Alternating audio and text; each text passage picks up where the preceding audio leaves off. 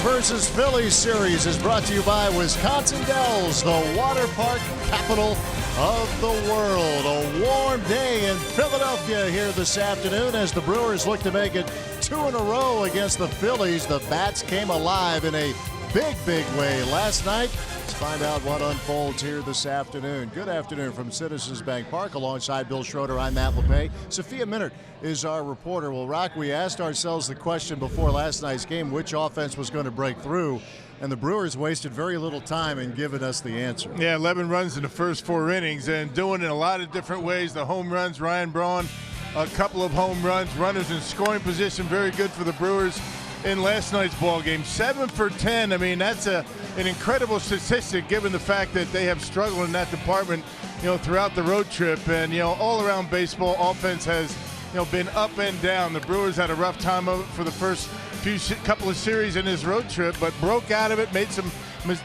good hits on mistakes by the Philadelphia Phillies, some hanging curveballs. You see what they were able to do yesterday. 12 runs, 342 in the batting average, and certainly a good job with runners in scoring position. A lot of runs with 2 outs yesterday. Yeah, they took advantage of a pitcher who actually came in hot. They're going to face one who's even hotter here this afternoon in Jake Arrieta, who has been electric. Brent Suter, who has given Craig Counsell a lot of good outings here this season. They'll look for more of the same as the Brewers look to make it 2 straight over the Fightin' Phils. Lineups, first pitch coming up. Milwaukee Brewers baseball on Fox Sports Wisconsin is brought to you by QP and Abraham. Voted best, rated best. QP and Abraham, tell them you mean business. By Miller Lite, great taste and only 96 calories. And by Menards, save big money at Menards on all your home improvement needs.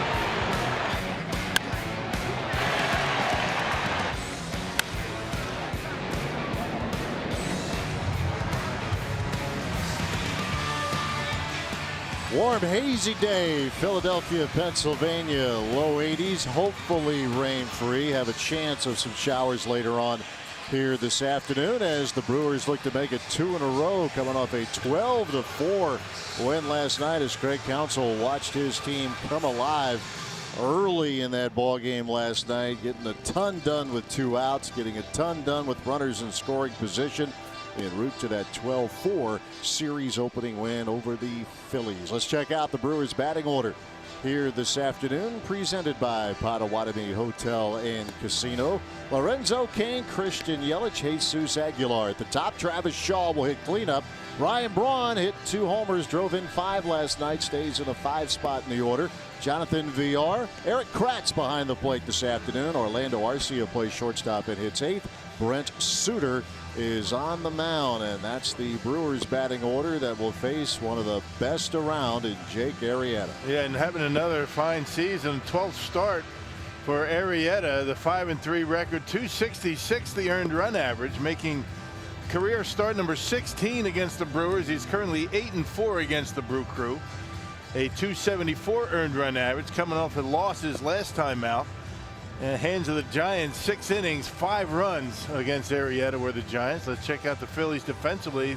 They have had a rough time of it defensively. Did not commit an error yesterday, but did not make some plays they should have, and it cost them some runs. You got Hoskins, Herrera, and Altair in the outfield. You got Crawford, Kingery, Hernandez, and Santana from third to first, and Alfaro back behind home plate. Jorge Alfaro, the catcher.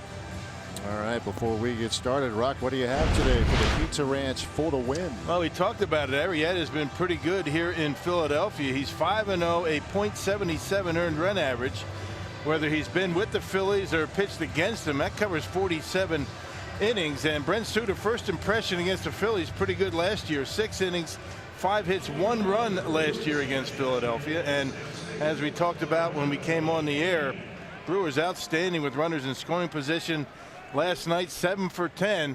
They're going to need to do something along those lines here today against Arrieta. All right, we are set to go. Middle game of this series. Last stop in this 3-city road trip. The third 3-city swing for the Brewers already this season. And we are underway as Jake Arrieta works Cain away with a fastball. And off we go at Citizens Bank Park.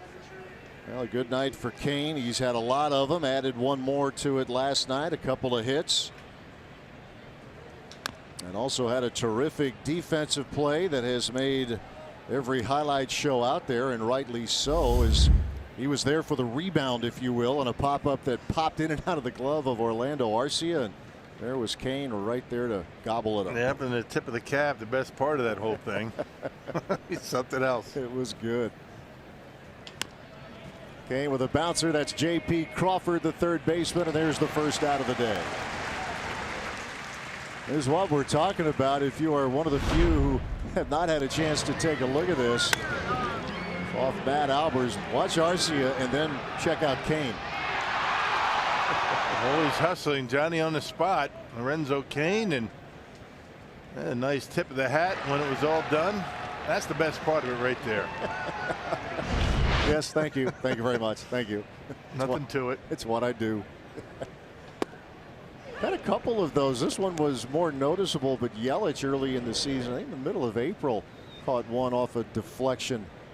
But this one was much more noticeable. You almost needed a replay to see if it was clipped by an infielder first on the Yelich catch. But actually caught it in his stomach. Right. It was just good hustle on the part of Cain there as the Brewers were in command, and Cain serving up a lesson to every young player. Play everything out, every inning. 1-1 pitch coming to Christian Yelich, and there's the first hit of the afternoon for the Brewers. As Yelich, who had a couple of hits last night, gets things started this afternoon.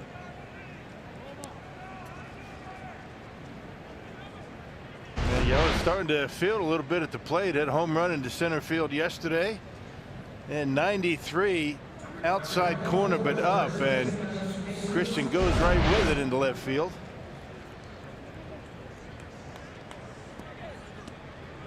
One out, one on in the first for Jesus Aguilar.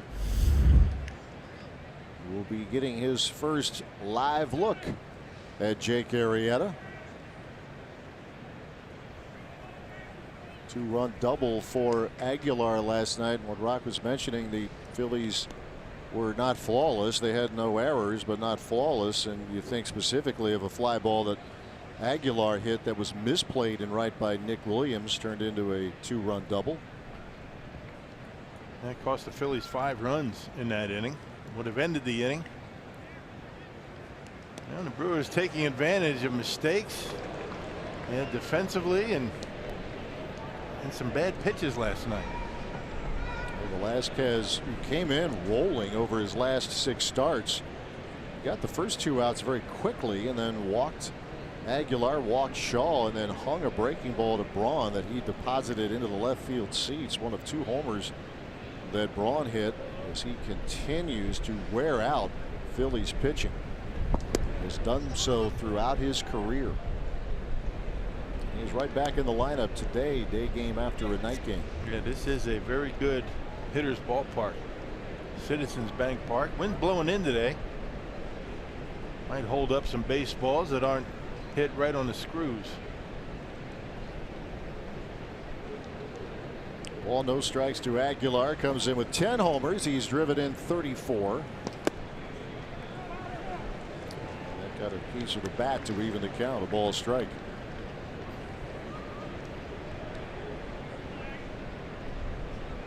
12 runs on 13 hits for Milwaukee last night, and getting win number 38 and the 20th on the road. They're now 20-14 away from Miller Park. Yep, a very good road team against a team in Philadelphia that's been very good at home. One of the, or actually the best winning percentage in the National League. 19-10 are the Phillies at home, including last night's loss. Phillies had a tough road trip, dropped 7 of 10.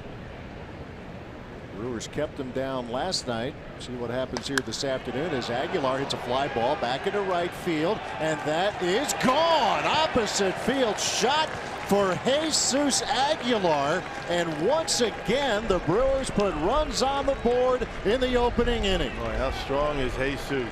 My goodness.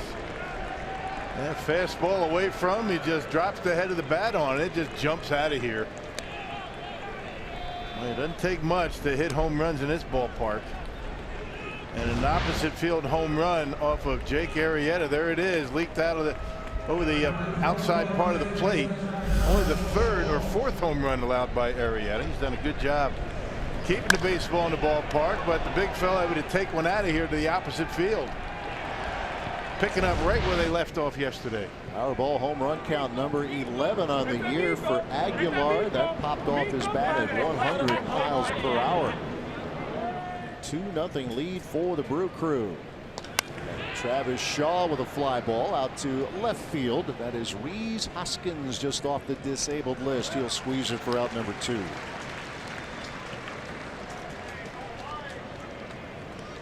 Arrieta's had some incredible starts, particularly when he was with the Cubs against the Brewers. That 8-5 record, 274 earned run average in 15 starts for Arrieta against Milwaukee. A couple of wins last year in 3 starts. His ERA in this ballpark under 1, and he gets touched up for 2 here in the first inning.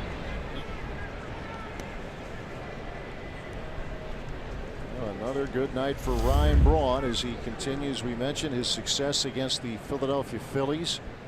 In this yard, he's hitting a cool 400.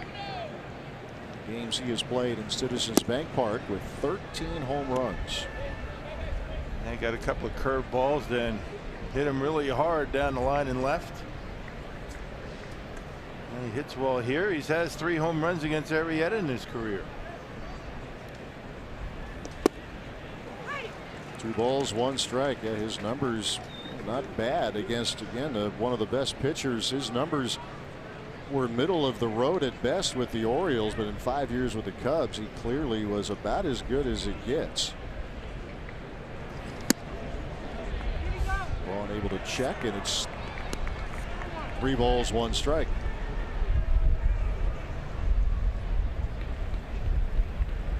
5 RBI night. Braun had a 3-homer game here back in 2014. Part of that first road trip the Brewers took that season. Got off to a great start, sweeping the Red Sox and the Phillies. It was a 3-homer, 7 RBI outing for Brawny.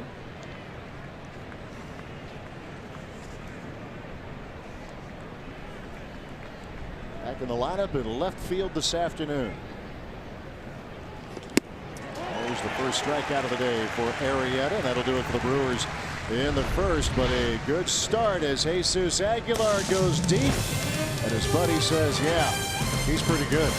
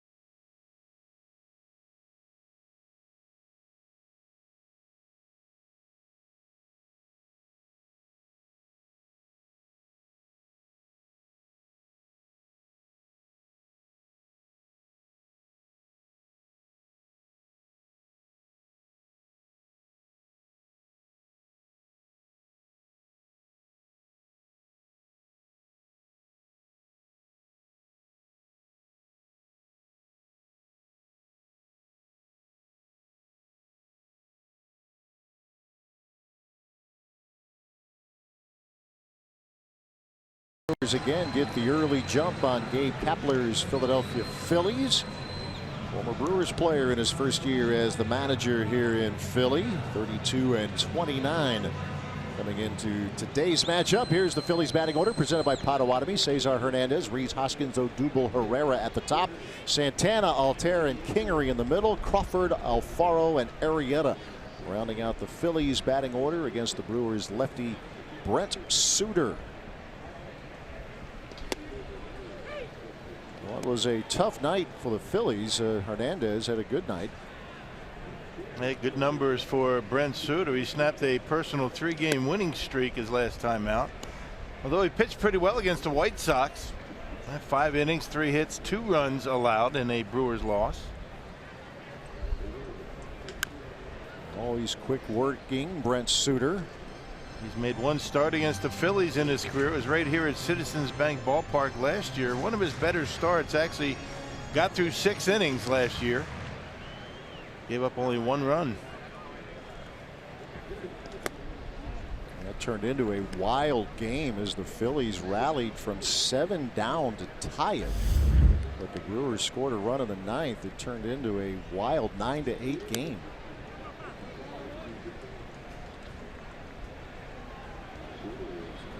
Brewers were able to avoid such drama last night. Jumped out to the big lead. All their scoring in the first, well, the bulk of their scoring, I should say, in the first 4 innings. Yelich a solo homer in the 8th. And a good start to the day for Suter as he strikes out Cesar Hernandez. Well, let's check out the Brewers defensively here today. Got Braun, Kane, and Yelich in the outfield. Shaw, Arcia, Villar, Aguilar, same group defensively except for Erik Kratz. Kratz gets to start behind home plate. Yeah, Kratz has been red hot at the plate, swinging the bat well. Getting a start here today, day game after a night game. Field and Culbreth calling balls and strikes. He's a crew chief. CB Bucknor, Chris Conroy, and Brian O'Nora, your umpires here in this series. As Rhys Hoskins just off the disabled list. He was on the 10-day DL. He fouled a pitch, suffered a hairline fracture in his jaw. 25-year-old, another one of these young players the Phillies are hoping can help lead them back into contention.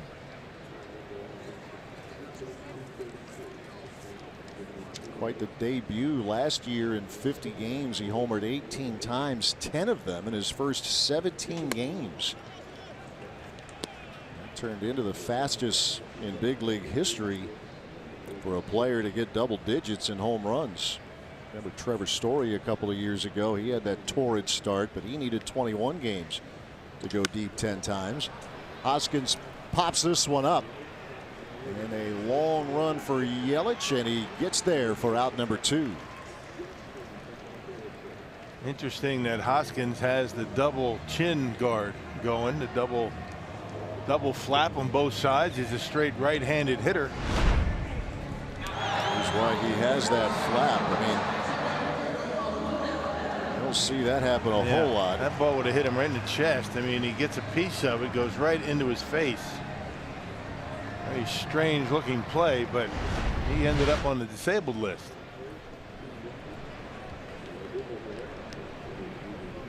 Two up, 2 down to the first for Odubel Herrera. It was an 0 for last night for the center fielder, including 3 strikeouts.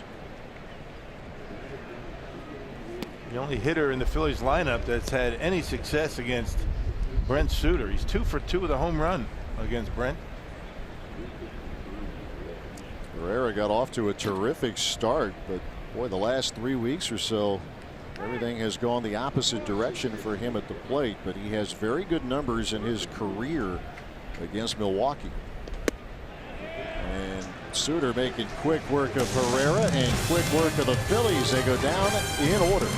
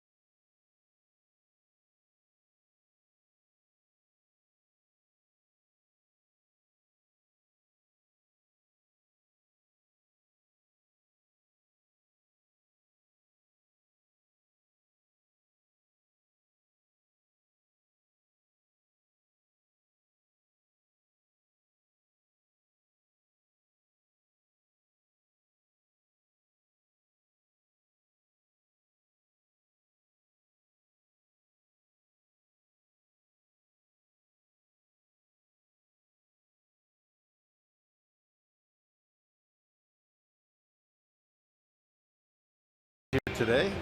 Hey, the Brewers and Cubs battle for the top spot in the Central as the division rivals collide in a 3-game set at Miller Park. It's coming Monday through Wednesday. Check out the complete schedule and get your tickets at Brewers.com. Cubs continuing their series at Wrigley Field against the Pirates this afternoon. A half game separates the Brewers and Cubs as we get a little closer to the middle of June. As you said last night, no trophies, but good to see the Brewers right in there in the mix. Take care of your own business and keep doing that, not worrying about where you're at in the standings. The Brewers, 13 games over 500. That's all that matters at this point. You've got 3 pretty good teams, and the Pirates are dangerous enough. Brewers had a taste of that a few weeks ago. Pittsburgh came into Miller Park and won a couple games. They pitched very well against Milwaukee. He really did. 2 balls, 1 strike to Jonathan Villar. Villar, Kratz, and Arcia for the Brewers in the second inning.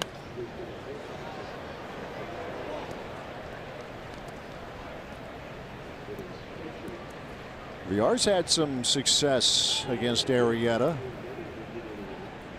Been on base a lot against him. In fact, 4 for 11, but he's also been able to work 4 walks. There's a bouncing ball to Carlos Santana, covering Arrieta for out number 1.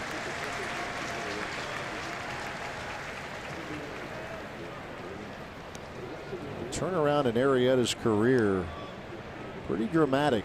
He was moved from Baltimore to Chicago, a Cy Young award-winning season in 2015.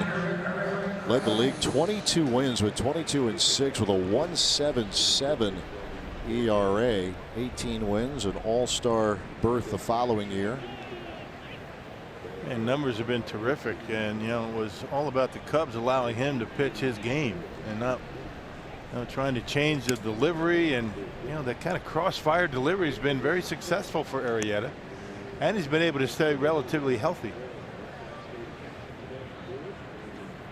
It's one of the big stories of the offseason. Where would he go? Signed the big 3-year contract here with the Phillies. Now facing the former Philadelphia Philly, Erik Kratz. And he continues to rip the baseball down the left field line, and Erik Kratz will have himself a double, and he's now 9 for 17 as a Brewer. And there are no jam shots in there. Everything has been hit right on the barrel. And gets this one just out of the reach of Crawford down the line, a bullet down the left field line. You can see that slider that stayed middle in, and he just drops the head on it. And down the line for a leadoff or a 1-out double. Boy, something else, huh? Goodness. What a couple of weeks for Erik Kratz when he's been called upon. Working behind the plate, day game after a night game. Pena had the call last night. The former Philadelphia Philly backup catcher, Erik Kratz.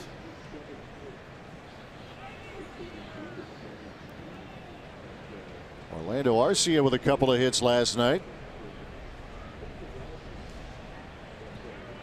Scored a couple of runs.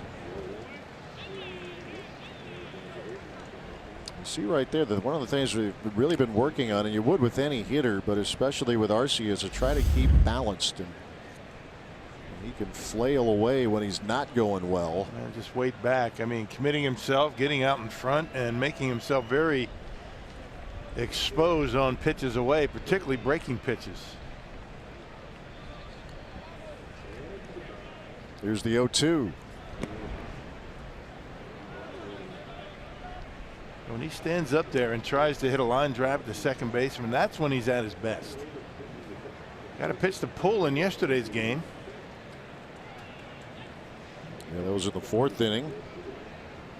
And an RBI single through a drawn in infield in the 2nd.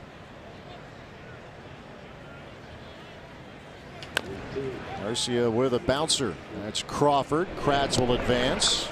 There are 2 men out.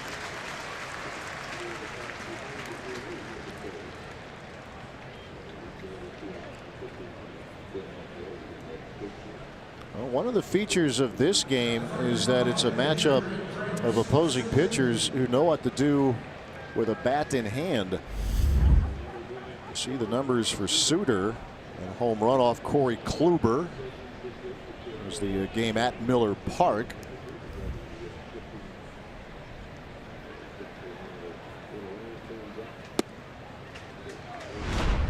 Remember, he came in. Wade Miley was injured early in that game, so an emergency appearance for Suter.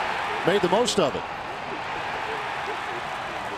And drilled that one to center field. Wow. Had a hit and a couple of RBIs taken away. I thought he had a double and 2 RBIs against the St. Louis Cardinals. It was reversed after what, about a week? A week and a half. Yeah, the official score that it goes beyond what an official score can do, but it went right to the big league office, Joe Torre, and they changed it, took away the RBIs, and it helps the ERA of the pitcher. Suter still very dangerous with what he can do at the plate, as is Arrieta.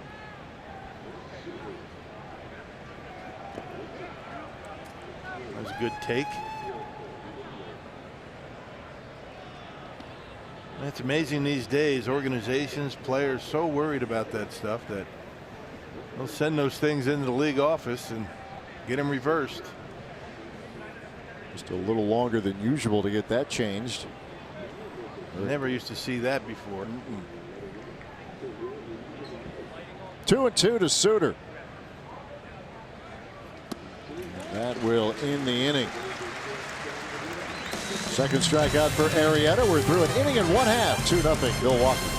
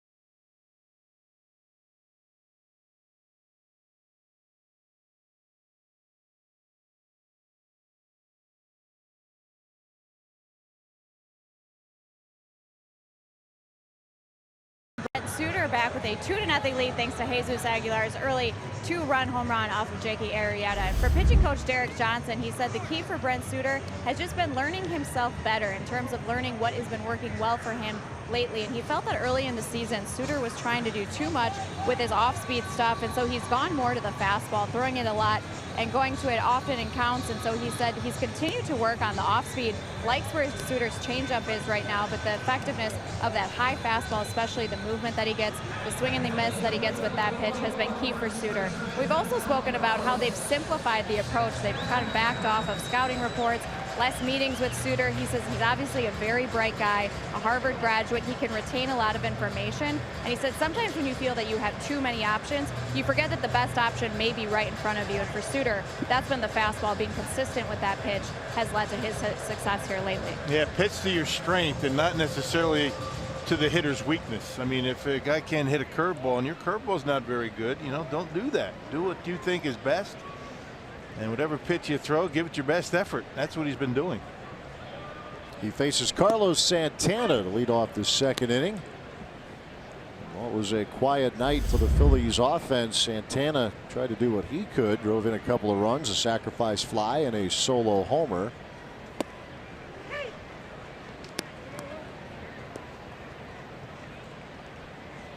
He was their second biggest offseason acquisition behind Arrieta. He signed a 3-year deal with Santana. Guy can rake. He's a tough out. This entire Phillies offense, I mean, they make you work. I mean, they see a lot of pitches. They will take their walks. Here's the 1-2. High fastball that he fouls back. Yeah, got all this pitch from Chacin. And way back, the at-bat before it, he hit a sacrifice fly on a 3-0 pitch. Just missed that one.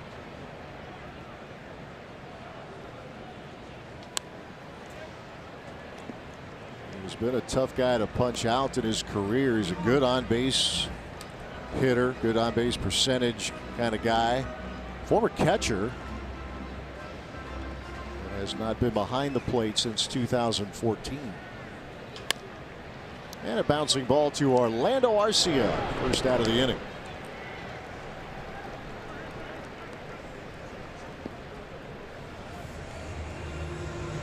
First 4 retired for Suter this afternoon. And that's the thing. I mean, when you get to a lineup the first time, I mean, not too many of these guys have seen Suter before. Normally he has the advantage. We talk about that all the time. But Craig Counsell likes to have Suter go through the lineup maybe twice. They don't want to have hitters see too much of his delivery and anticipate what he's throwing. Altair hits it well, but right at Ryan Braun. 2 up, 2 down. Which is why he's anywhere between 5 and 6 innings in any start. Suter has been the model of consistency in that regard. And again, it speaks to how the quality start stat can be a little misleading. By definition, he doesn't have one. He hasn't gone 6 innings in an outing. But he has, I think, in Counsell's definition, he's given this team several with what he's been able to do. And you turn it over to the best bullpen in the league.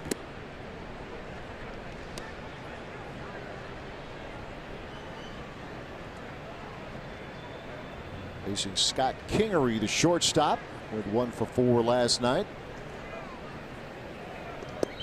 Yeah, he goes 5 and 2/3. He's given a ball of 8 runs in the last 4 starts, which is very good. You'll take that any day, especially when you have the kind of bullpen the Brewers have. 1-1 pitch to Kingery.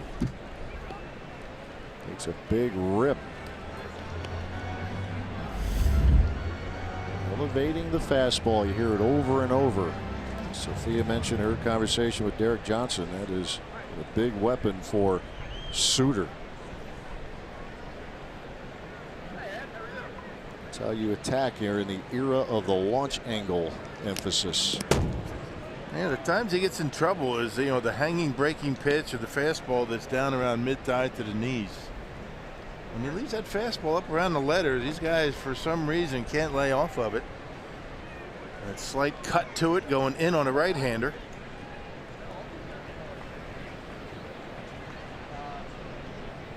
One-two pitch. Kingery won't chase.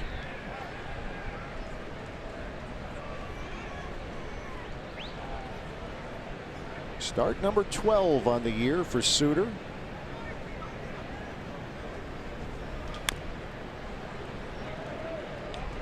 Took a little off. The changeup's been a better pitch for him. And Derek Johnson was talking about that with Sophia on our pregame show today, talking about, you know, how much more effective the changeup has been for Suter. He's been able to leave it on the outer half of the plate, down in the strike zone to right-handers.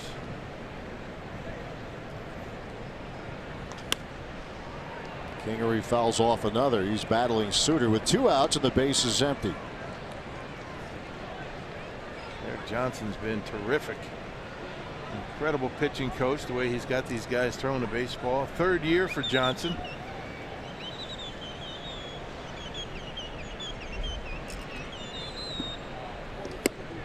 It's interesting to listen to him. His background's so extensive, and yet what he's really saying with Suter is less is more. Leave it up to the catchers to go through all the scouting reports, give him an idea of what he wants to throw. But ultimately, it's up to him. The first Phillies base runner this afternoon as Kingery works Suter for a 2-out walk.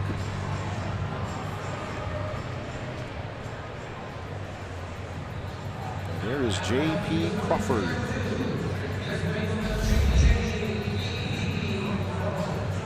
A natural shortstop, but he's been getting turns at 3rd. He was on the DL, came back recently, had a forearm injury. They like what they're seeing out of Kingery at short. Crawford getting the call again at 3rd. Maikel Franco out of the lineup again today. He's had very good numbers. Franco has against the Brewers, but he's been scuffling, and they're giving a couple of the younger players an opportunity. But Gabe Kapler's talked about being able to work all 3 in there on the left side of the infield. It's been a trouble spot offensively for Philadelphia.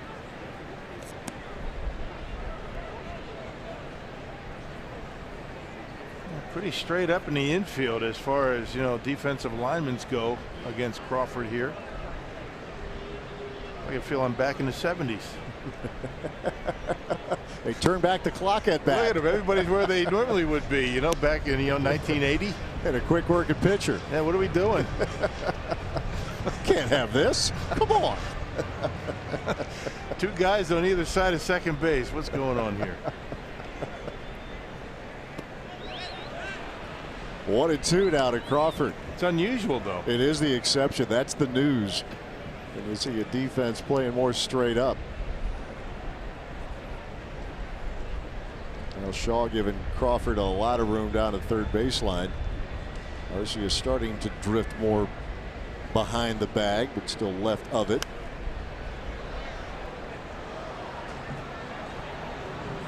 There you go. That's more like it. Feel better now. Back to today. Out of the time warp. That's yeah. right.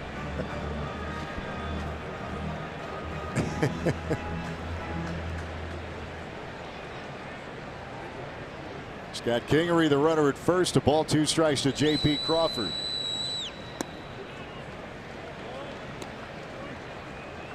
There is a little turn back the clock weekend going on here. The Phillies celebrating their pennant winning team of 1993. Jim Eisenreich threw out the first pitch today. Danny Jackson yesterday, left-handed pitcher.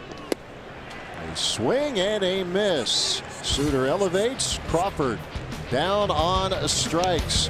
A strand of man, top of the order coming up for the Brewers in the third.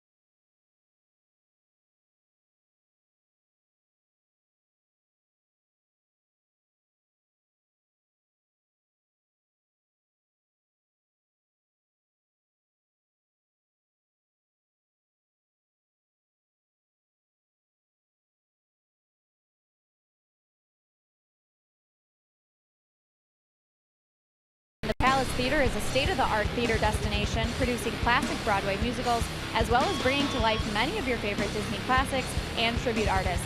The Palace Theater is a wonderful value for the entire family and one of the best places you can visit in the Wisconsin Dells. Craig Kashawn and Jerry Augustine spending the weekend there doing our Brewers Live pre- and post-game shows. Taking the boat rides and all the water parks. They're having a good time. You haven't seen you go down a water slide yet. Weekend is young. Isn't that part of the whole show?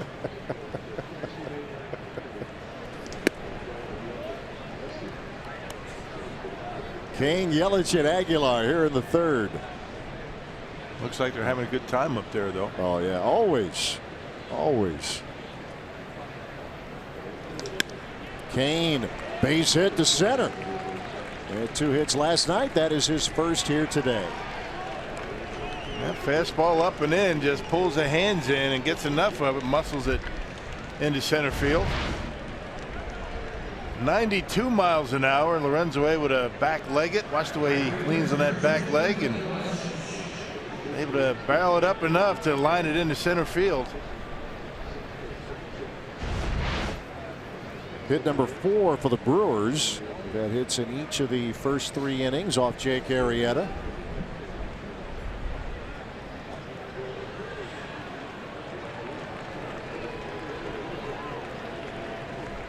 He kind of slipped when he tried to get back to first base. Almost got picked off. A little groundskeeping out there. Has 11 steals, does Cain. He's been caught 3 times. Facing Christian Yelich. It's a good cut, but a foul ball. Remember back in Old County Stadium when the Oakland A's were in town, Ricky Henderson was on the ball club. They would just drench that area, that area by first base where they're taking the lead. And sometimes that area right there when Ricky Henderson was in town looked like, the Preakness this year. Is he a mudder? How good of a mudder? All that mud. Just the way, a little home cooking. Oh, absolutely. They say the Belmont Stakes is going to be dry today. That is good.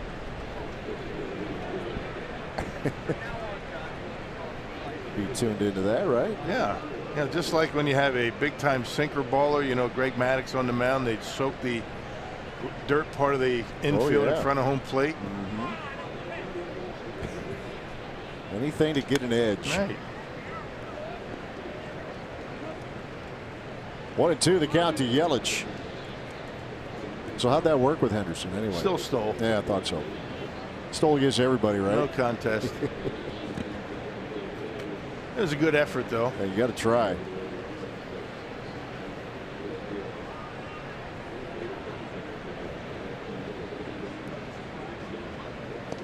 When he broke the record, Lou Brock coming out to greet him, and Ricky holding up the bag and telling everybody, "Now I'm the greatest of all time." Yeah, right.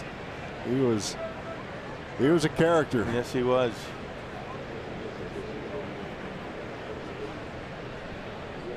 Ricky being Ricky. 2-2 to Yelich. And no leadoff hitter like him. We're never going to see another one. Had a knack for hitting the ball out of the ballpark out of that spot too, right? Yep. On base percentage. Wow, something else. Full count to Yelich. Cain the runner at first. Cain is running. And Yelich with a bouncer to Crawford, and that is out number 1. That might have stayed out of a double play with Cain taking off.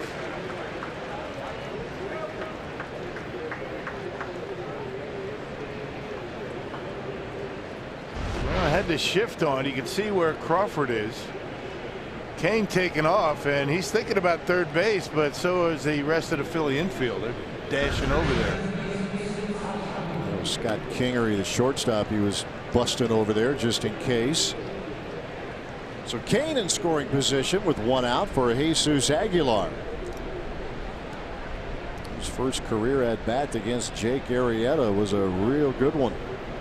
Went opposite field with Yelich aboard.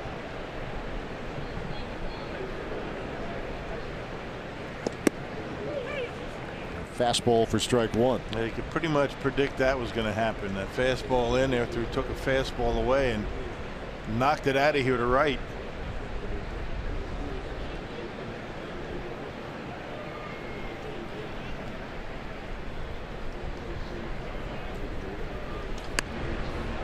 Oh, 2 now to Aguilar. You mentioned that was the 4th home run that Arrieta's allowed this year. That's Cy Young winner. Oh, we'll get to that in a minute, but here's how the home run looked. And fastball away. Exit velocity near 100. Brewers up 2-0. Brewers had a 3-0 lead last night in the first inning. 2 strikes and nothing to Aguilar. Cain the runner at second. And a little tapper up the line. Crawford on the charge, and there are 2 men out. That was a nice play right there. They got it. Nice exchange into the throwing hand and right on the money, off balance. The shortstop at third base. Arrieta getting in on Aguilar's hands, and there's a nice play by Crawford to get him. Slick fielder. Has committed 5 throwing errors this season, but they do like the glove, the potential of it. The top prospect each of the last 4 years, according to Baseball America. Here's Travis Shaw.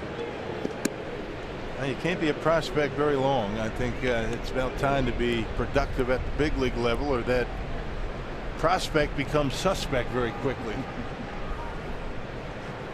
I want to get him as much work that Scott Kingery as well.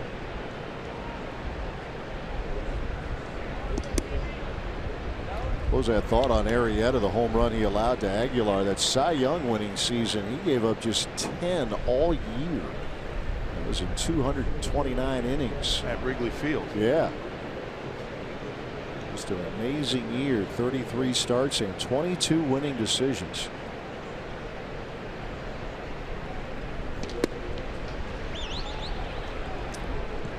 A tight strike zone there for Arrieta. 3-0 the count. A little different than what we had last night.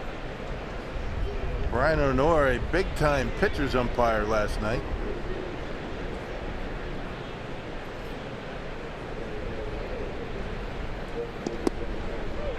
And now a strike to Shaw. 3-1 the count. Drew a couple of walks last night, did Shaw.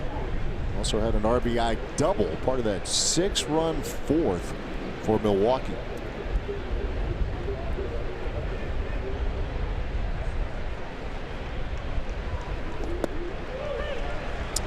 Now he gets a little extra space off the corner. Full count. Yeah, not a little. That's a lot. Man, boy. If you're a hitter, what do you think? I mean, you're not sure what's a strike. That wasn't even close.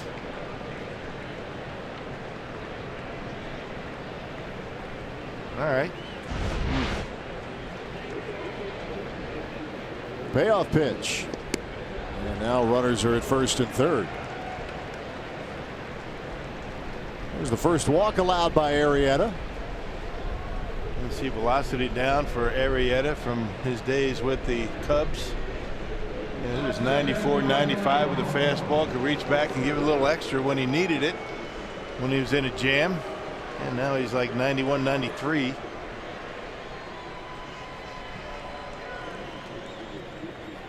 Well, here's Ryan Braun. He struck out. That ended the first inning.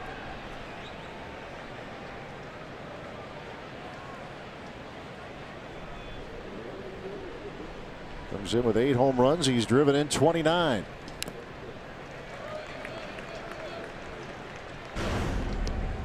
He's in there day game after a night game, and why not? The night he had last night, that rope was his second home run. That one off Aaron Harang, that tied the club record that he eventually broke, passing Robin Yount with a home run against the Marlins. But check out these numbers. Yeah, well, 2 home runs last night, both coming on curveballs. Just sees the ball well against the Phillies. 1 strike and nothing to Braun. Kane at third. Shaw the runner at first. You got to be alive. Alfaro's had a difficult time keeping the ball close. Had a pass ball yesterday. A wild pitch that could have been a pass ball. Phillies catchers have committed 11 errors this year.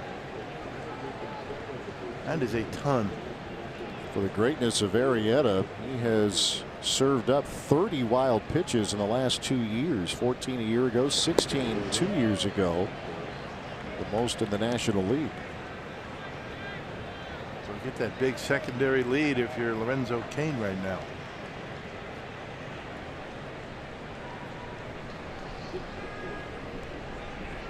A single from Kane, a walk from Travis Shaw. 2-1 the count to Ryan Braun.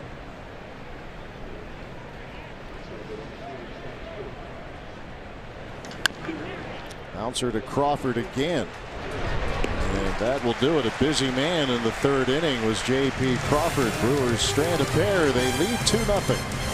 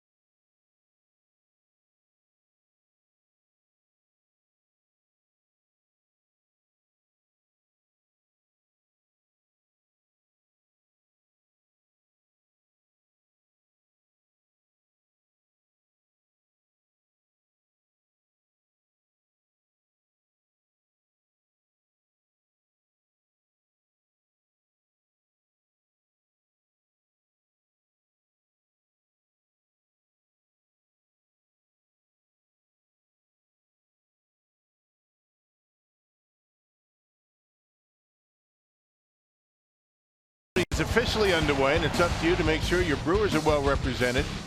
Go to brewers.com/vote and cast your ballot filled with Brewers to help send your hometown Stars to Washington this July. The MLB All-Star Game in D.C. this year.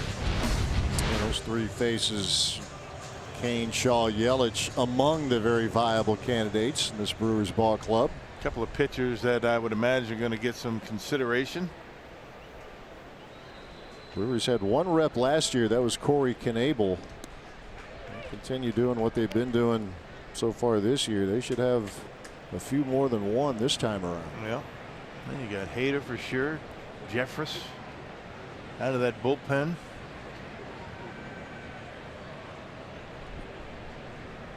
Jorge Alfaro, the catcher, leads off 8-9-1. Alfaro, Arrieta, and Cesar Hernandez. Only one base runner through the first two for the Phillies. Scott Kingery worked a walk. And Alfaro will drop a base hit in front of Lorenzo Cain. That's how the third inning begins for the Phillies.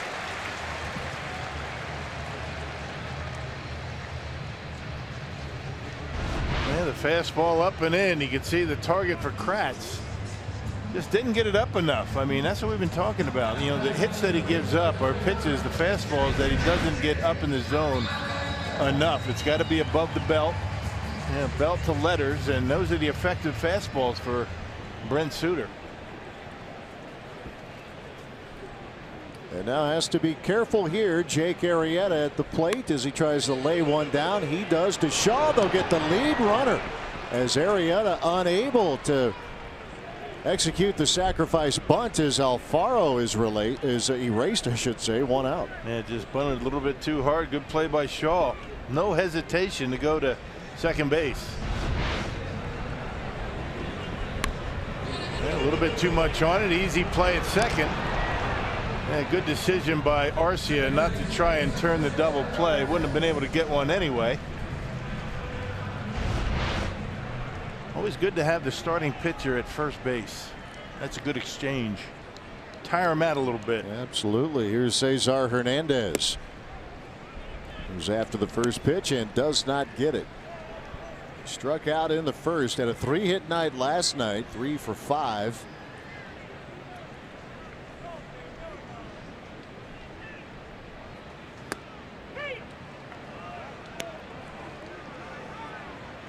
Will get the high strike. This is an interesting zone here. 0-2 the count. Interesting being one word. Yeah, that it is. I mean, you got to be swinging at everything today if you're hitting.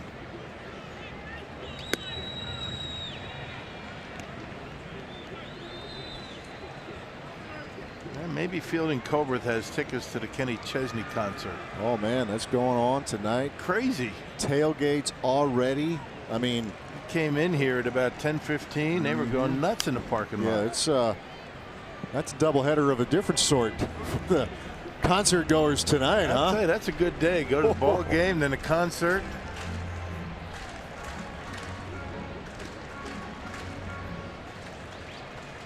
Great show at Miller Park about a month and a half ago. The tour continues, stopping in Philadelphia tonight. Can I assume you will not be there tonight? No, I'm not going. You going? No. Too old. You know, that kind of a day game after a night game, it could be a little. That's pushing it tough. after a long road trip. Yep. Got to get your rest for tomorrow. Mm-hmm.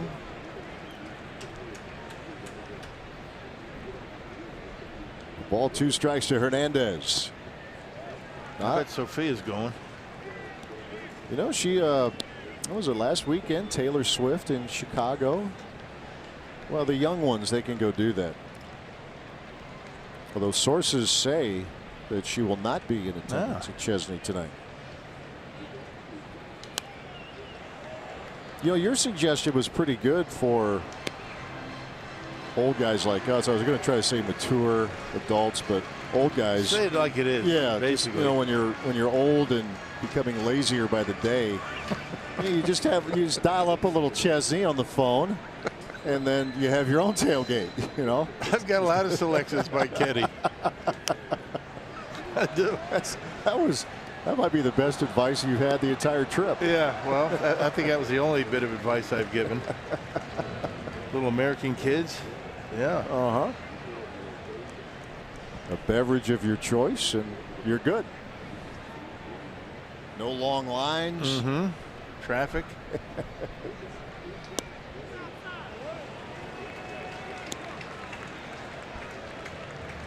Not get the corner on the curve. A full count to Hernandez, who's very good at waiting out pitchers. This whole offense is really. I mean, they do make you work. Payoff pitch. Hernandez in the air, shallow center. Arcia can't get it. Nor can Cain this time. Yeah, same thing last night. Got the glove on it, just couldn't hold on. Well, you normally, expect Arcia to make those plays. I mean, they're very difficult, and no reason to expect that he would, but he does more times than not. And when he doesn't, it kind of surprises you. That's going to be a base hit for sure. That jam shot, Cain got a little bit of a late break, but I'm not sure it would have mattered. Almost identical to last night, but this time Arcia knocks it away from Cain and not to him. Well, you're right, though. He makes that play to the point where you expect him to. He certainly expected to make the play. Yeah, he gets spoiled with him. Very much so. 2 on with 1 out for Rhys Hoskins. And a high fly ball deep to left, but that will go well foul. A little example of what Hoskins can do. He's homered 6 times. From the jump that he had last year, 10 homers in his first 17 games.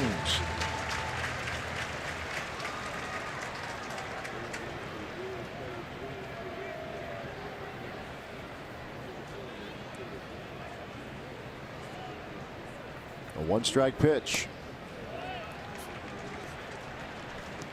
Yeah, Suter having a bit of a difficult time with his off-speed stuff, not being able to throw the curveball for strikes, or he's not getting any swings on it. Maybe a couple, maybe 3 change-ups, but fastball's got to be up in the zone. Arrieta at second. Hernandez the runner at first. And a long drive deep to left field, and the Phillies take the lead. 3-run homer for Rhys Hoskins. It's 3-2.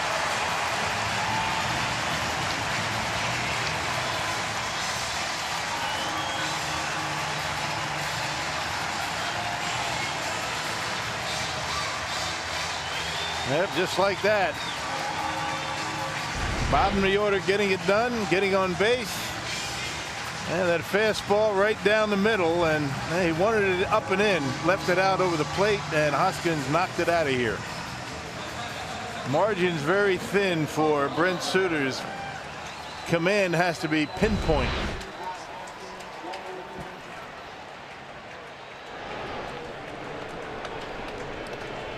That's the 10th homer allowed by Suter this season.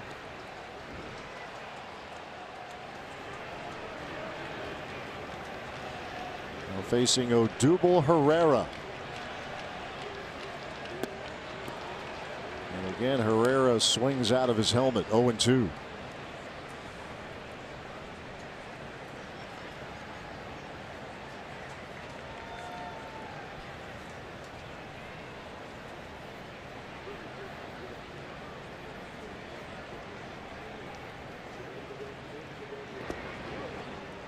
On May 17th, Herrera was hitting .361. The average now has dropped below 300. He's hitting .297. The league pitching a little bit differently. Sometimes a guy just not seeing the ball very well. He goes through stretches like that. Swing and a miss. Out number 2 here in the 3rd. He's just swinging, at everything in this series so far. And fastball up. That's where he wants it, up and in. And Odubel Herrera now with another strikeout.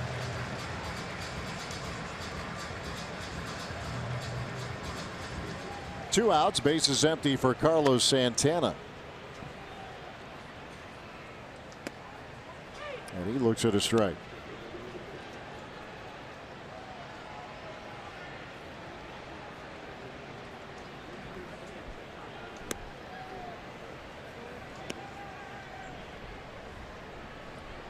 He has been steady for an offense that has had more than its share of ups and downs.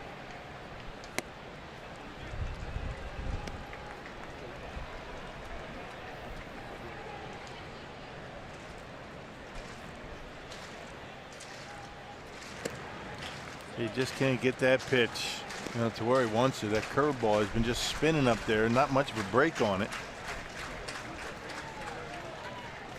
It's been pretty much just fastball for Suter today, and the Phillies know it. Hoskins capitalized here in the inning. Takes something off there, a full count. A changeup.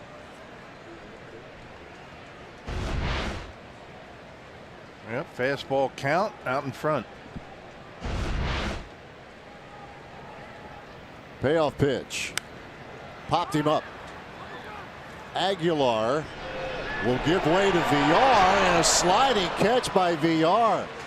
Aguilar lost track of it. He backpedaled and gave Villar a chance.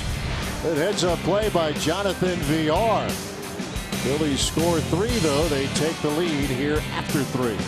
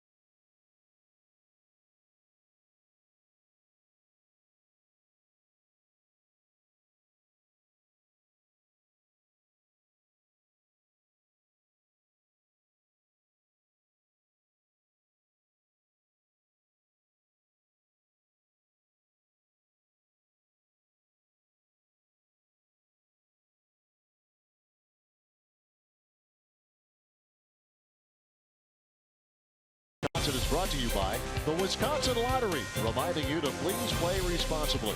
By Ascension, coming together to give healthcare a better name. We are Ascension. And by Wisconsin Dells, the water park capital of the world. Downtown Philadelphia, where the Phillies with a 3-run homer off the bat of Rhys Hoskins, with a 1-run lead. So we move to the top half of inning number 4. Jonathan Villar, who bailed out Jesus Aguilar in that pop-up, will lead off here for Milwaukee. Yeah, not quite sure what happened there. It didn't appear that he lost it. It looked like he might have heard Villar calling for it. He gave up on it, and Villar kind of shocked that he was the guy that had to make the catch, but it was caught. That's all that matters. Villar with a fly ball hit out to right field. Room for Aaron Altair. And that's the first out. And if you're just checking in, here's what we're talking about. Here's how the 3rd inning ended. Like, yeah. Maybe he did lose it in the sun. Yeah. What sun there is up there, can't tell, but as long as somebody catches it. Villar obviously was aware, Aguilar made him aware that Jesus was in trouble. So 1 away in the 4th, and here is Erik Kratz. Double down the left field line for Kratz in the 2nd inning. That's his 9th hit in 16 at bats as a Brewer. Yeah. And everything right on the barrel.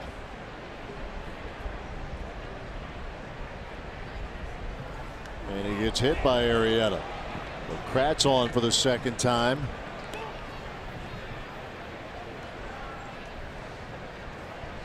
Well, the first one up and in, and now this one. No chance for Kratz to get out of the way. That's not even going to leave a mark. So he's a big dude. Absorbs that. Good to go.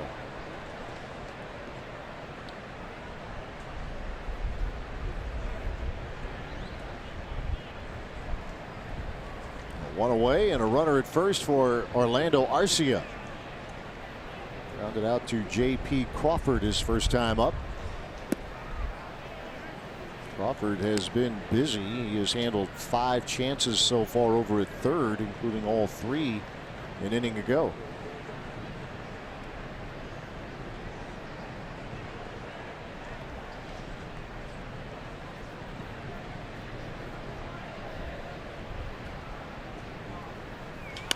And a ground ball up the middle. There's Kingery for 1 and Santana for the double play. 4-6-3 ends the inning. We are through 3 1/2. It's 3-2 Phillies.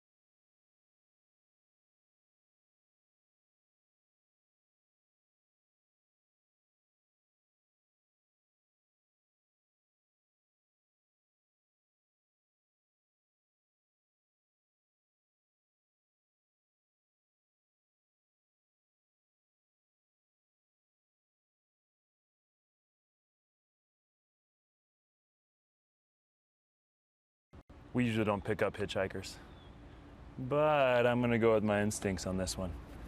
Saddle up, partner. Cannot triple stamp it. No erases, touch blue, make it. You can't triple stamp a double stamp. You can't triple stamp a double stamp, Suter. You can't triple stamp a double stamp, Suter. Suter. Guys, enough. Want to hear the most annoying sound in the world?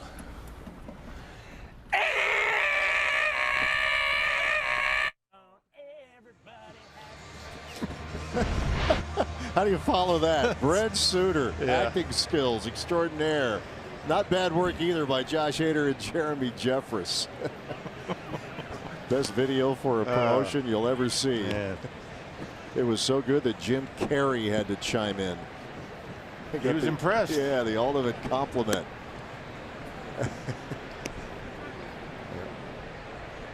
Maybe Jim Carrey's watching today, watching Brent pitch because of that video. Altair with a fly ball out to Christian Yelich. This will be the first out of the inning. Greg Counsell was asked about all this earlier today, and here's a little bit of what the manager had to say about it all. In fact, it did look like he worked his whole life for that role. That's a great quote right there. Facial expression. Yes, yes. I mean, if that's who we would pick, you know, if we would pick Suter to play somebody, that's who we'd pick him to play, right? Lloyd Christmas. You hit it right on the head. Yeah, Lloyd, yeah. Lloyd Christmas. Yeah. Lloyd and Harry. Great movie. And a great reenactment of it by Brent Suter. And Craig Counsell, he's a good sport, isn't he? That's the last thing he wanted to talk about, I would imagine. Right. But he plays along. Yeah, he rolls with that well. He gets it. Those daily pregame media sessions that all managers have, pre and post. I tell the college guys through the years, said, you think you've got it. You have a lot of responsibility. Try 162 times 2. Right. Not counting spring training, but he rolls with it well. A big part of the job. And team's connection with the public and the manager's comments and insights, explanations. Yeah, Craig Counsell gets it. Some managers never do. Right. The ball, 2 strikes to the shortstop, Scott Kingery.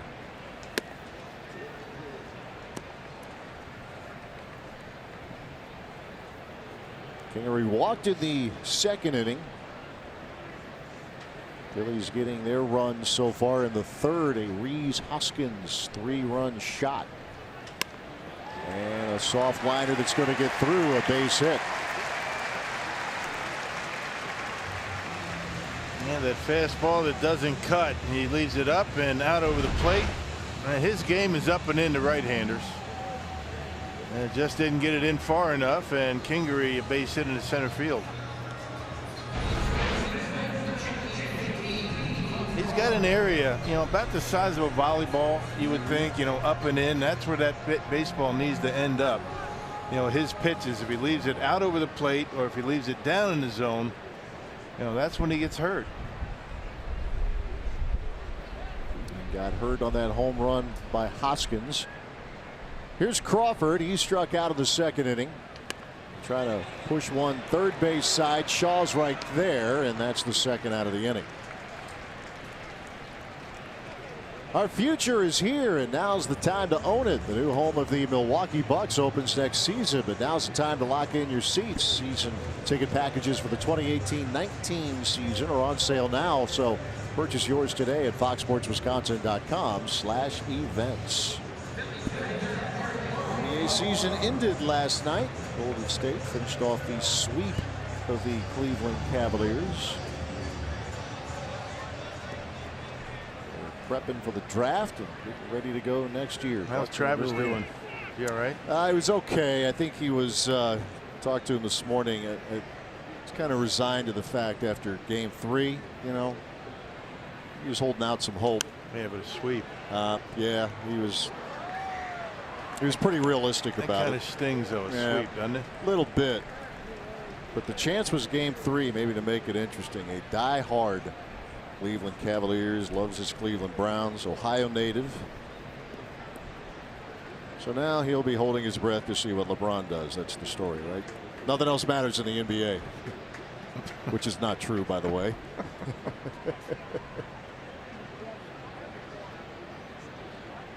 Jorge Alfaro at the plate.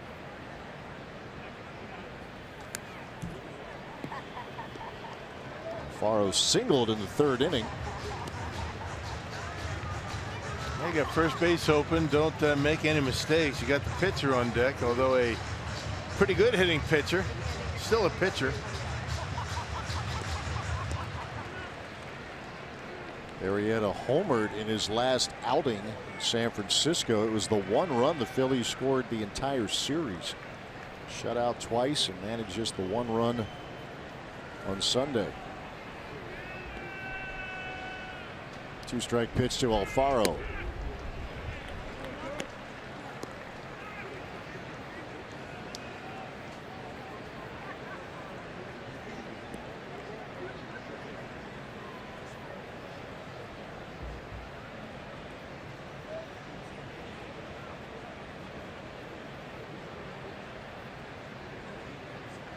Third inning, the damaging inning for Suter so far today. The 1-2.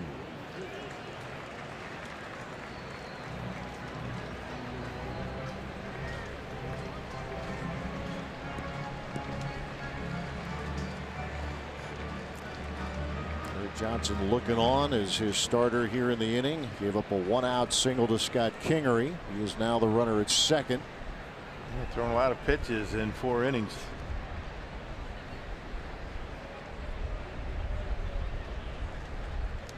Ready with the 2-2. Just with the change, a full count now. Suter needed 85 pitches to get through 5 innings in his last start against the White Sox. 5 innings of 3-hit ball, gave up a couple of runs.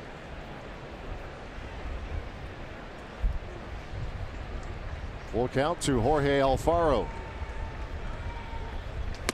That will end the inning. Strike out of the Philadelphia catcher, and the Phillies strand a runner at second.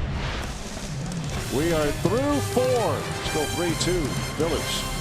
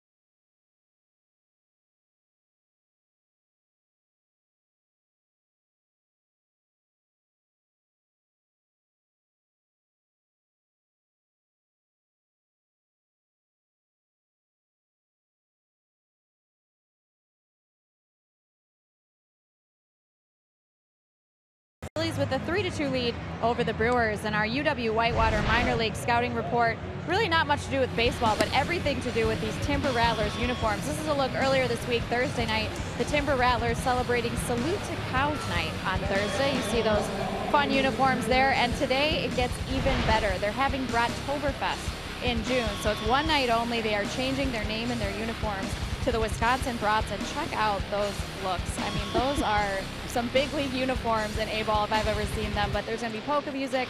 They're going to be auctioning off some of these uniforms for the Wisconsin Timber Rattlers Charity Fund. There's a lot of gear available for purchase on the internet as well. So, I mean, Matt and Rock, I think we need to get our hands on some of this Brattoberfest gear. Oh, yeah, I think Rock's all in. You picture Rock in one of those? That'd be The awesome. Lederhosen? Oh, yeah.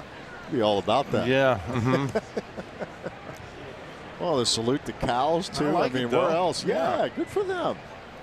Where else but Wisconsin? A lot of creativity there. Interesting uniforms to wear for a game.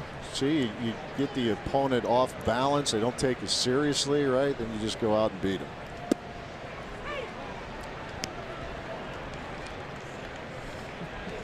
Hey, Rock, we got new unis for you. What do you think? Yeah.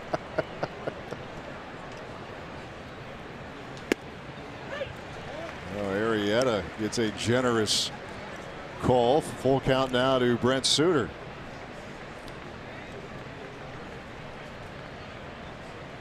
Suter, Kane, and Yelich here in the 5th for Milwaukee.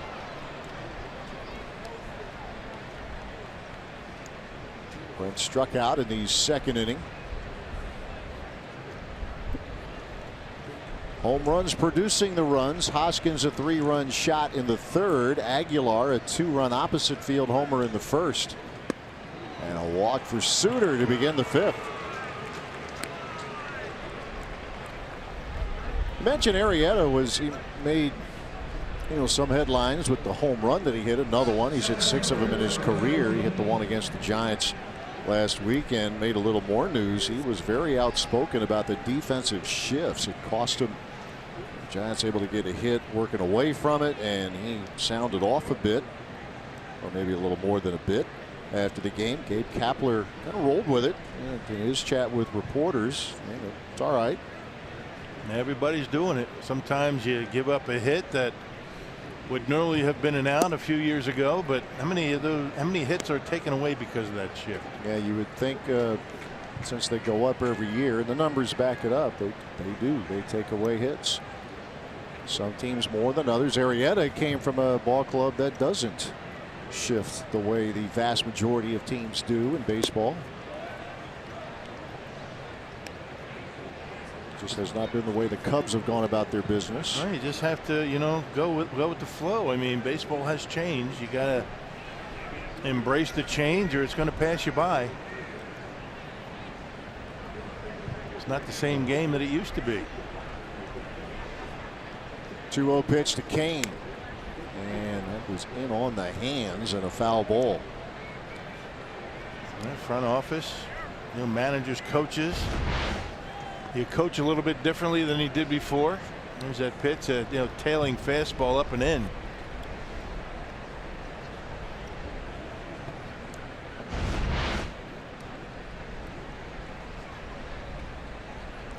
Cain, a ground ball to third and a single to center here today. Arrieta missing up and in. Working a lot inside, isn't he? The two-seam fastball. Arrieta, as a member of the Cubs, the slider, curveball, really effective against Milwaukee, but he's really trying to tie him up inside with that two-seamer. Full count now to Lorenzo Cain, and continues to work him inside.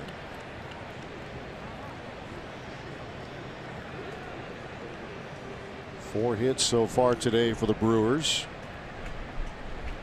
Arrieta has walked a pair, including Suter, to begin the fifth.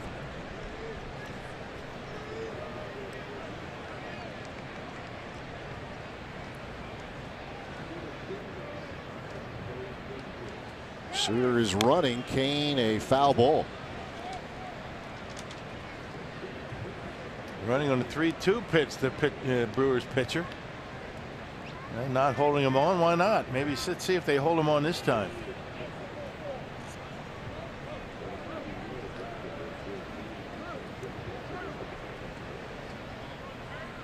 He's just going to play behind him. Nope, they're going to hold him on now.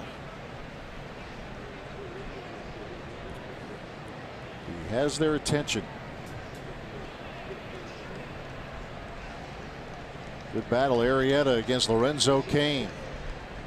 And again the 3-2. And again a foul ball.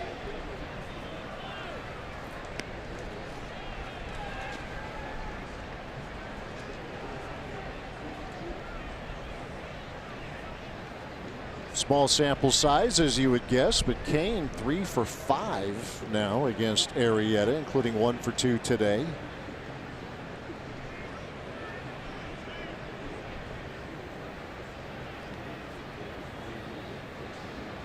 And again the payoff pitch.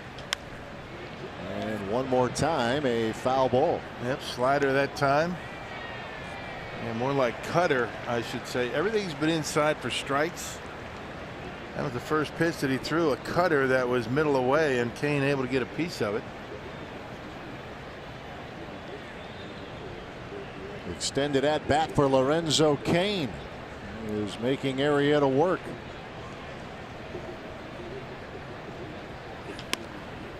And he'll make him work a little bit more.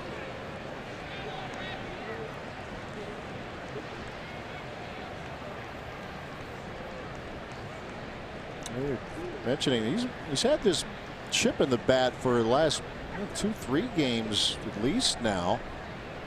Had that in Cleveland. Called last night.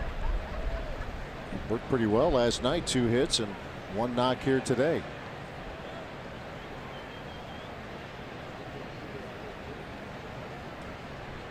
Just doesn't want to lose his gamer quite yet. No. And another double play chance. Kingery. There's one, and not in time as Cain able to leg it out. Return from Hernandez not in time. Cain the new runner at first. Yeah, left that two-seamer out over the plate, but had enough sink to it to get Cain on the ground. And Cain busting it down the line, trying to avoid the double play, and is able to do it. Yeah, good hustle by Lorenzo. Good turn by the Phillies, but just not quick enough.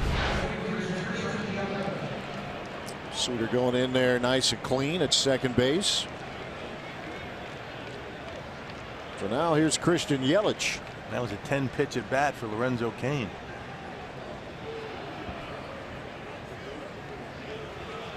Yelich is single to left, a ground ball to third.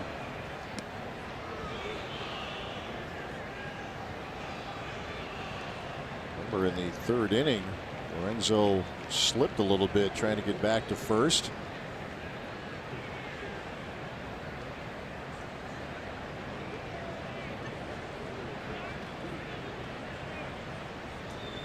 Yelich had a couple of hits last night, including a home run to center field. Yeah, blast out there in the center. Almost off of that wall out there in center, covered by the ivy. Brewers hit 3 of them last night. Braun had the other 2. That's where Ryan Howard used to hit him. Hit a few of them. Cain is on the move. Pitch is taken. Alfaro the throw, and not in time. Yeah, dropped it. I think it would have been safe anyway, but Kingery not able to hold on to it. Well, he's got a cannon back there behind home plate. I don't remember a time in baseball where there were so many really good throwing catchers. I mean, guys that just can throw it. Good exchange, and that is a bullet down to second. And Kingery not able to hold on. Well, you're right. No one gets it down there faster in terms of velocity on the throw than Alfaro. He's thrown out 11. That's the most in baseball. Caught stealing percentage right around 30%. Yeah, but throws like that are becoming commonplace in baseball. I don't remember, when we've had so many good throwing catchers. Yeah, the Brewers certainly with Manny Pena. Pop time for him has been something to behold. He was the first to throw out Billy Hamilton. It was back in a little over a month ago now. Pop time was about what, 1.8, 178. Which for a time was the best since they started tracking that. And that kid Gonzalez, the catcher for the White Sox. Goodness.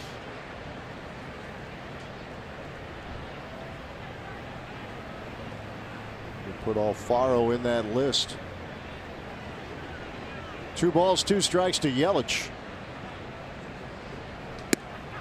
Matter of fact, recently Gabe Kapler had a comparison just in terms of the athleticism and the arm strength, the quickness.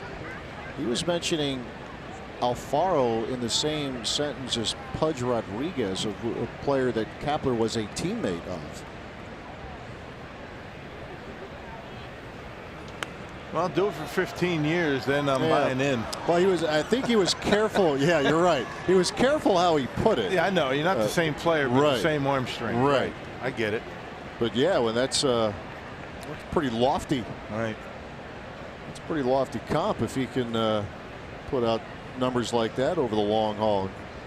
Go hang out with him in Cooperstown. Right. 3-2 pitch to Yelich. Christian extending the at bat as well. Yeah, Pudge Rodriguez is probably the best catcher in baseball, in his time, and now you've got Yadier Molina. I'm sure he's going to be passing the torch here pretty soon. Number of different guys. He returned, by the way, this week. A few days ago, Molina. Again, the 3-2 and a strikeout. Boy, Arrieta has battled long at bats against Cain and Yelich. There are 2 men out. It took a little off right there. Looked like a changeup. Tailing away from Yelich and swings out in front of it. Good movement on all of his pitches today for Jake Arrieta.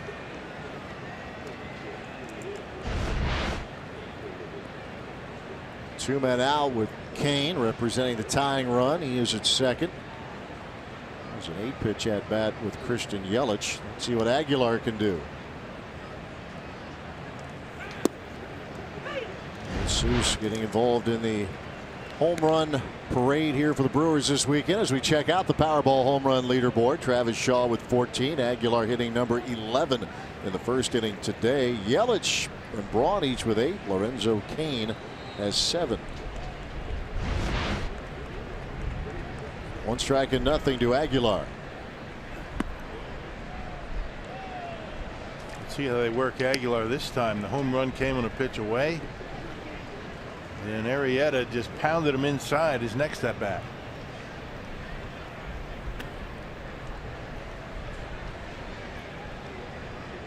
Cain reaching on the fielder's choice.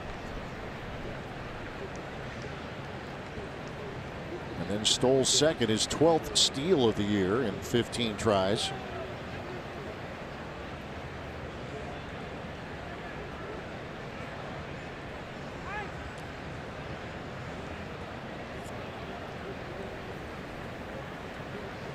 Last night the Brewers were 7 of 10 with runners in scoring position.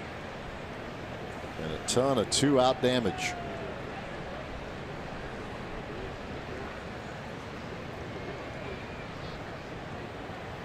Here's the 1-1.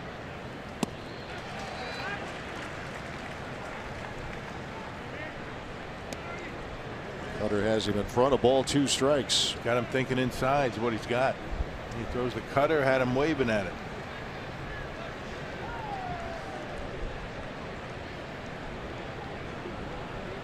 $11 homers, 36 RBIs now for Jesus Aguilar. You know, in this day and age of, you know, guys throwing 95, 96 miles an hour, it is a treat to watch a guy like Arrieta be able to put the ball where he wants it, set up hitters. And just pounding Aguilar inside his last at bat, and then he throws the cutter, and because he feels like Aguilar is thinking inside. I mean, when you can place the ball where you want it, that's a big deal. You don't have to throw 96 miles an hour. You're seeing some old-fashioned pitching going on right now with Arrieta. Here's the 1-2. That fastball in, cutter, then changeup.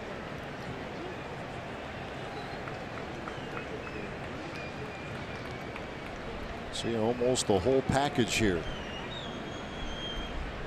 Trying to pick up Lorenzo Cain as Aguilar in an effort to tie things up here in Philadelphia.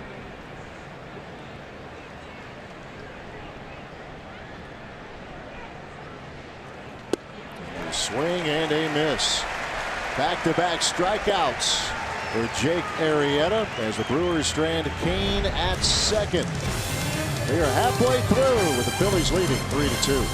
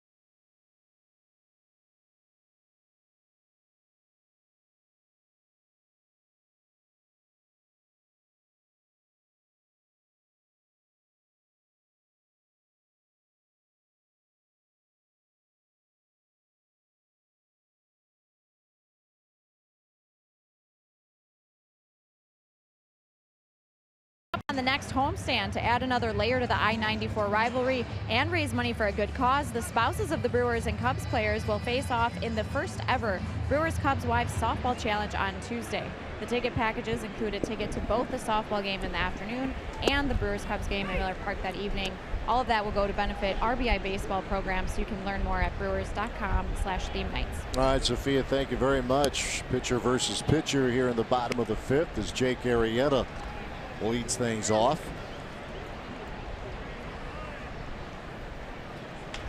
And Arrieta will lift one into right field in the direction of Christian Yelich. One away.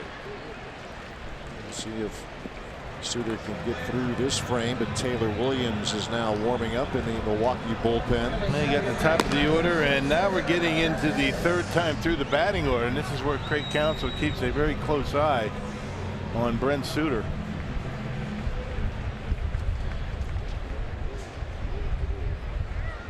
Hernandez has struck out and singled. He'll try to bunt his way on, and Suter stays with it for out number 2.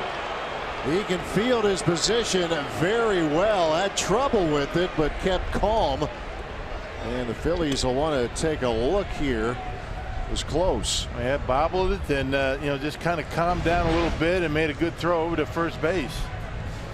Right there, quickly gets rid of it. And the out on the field is, and the call on the field is out.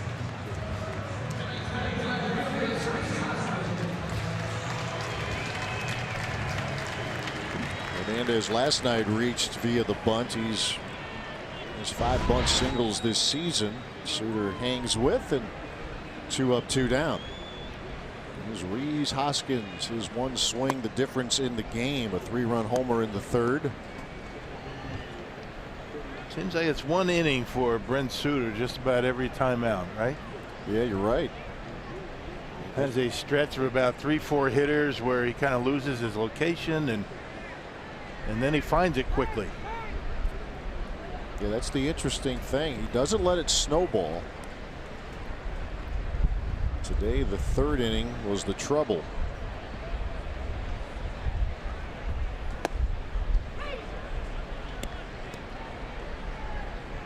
First game back for Hoskins. Hairline fracture in his jaw.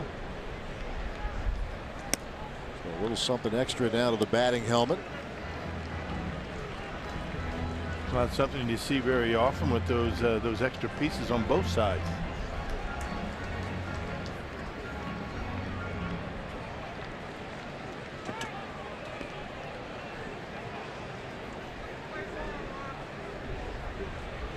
Call Keon Broxton went to that last year. Took a pitch to the face early in the season, and it comes down to comfort maybe as a hitter, but even Broxton said, boy, why wouldn't you wear the protection if you can? Doesn't disrupt your vision. Hoskins with a fly ball to left field. Braun will call for it. And a nice clean inning for Brent Suter, puts him down in order. We're through 5 in Philly. It's 3-2.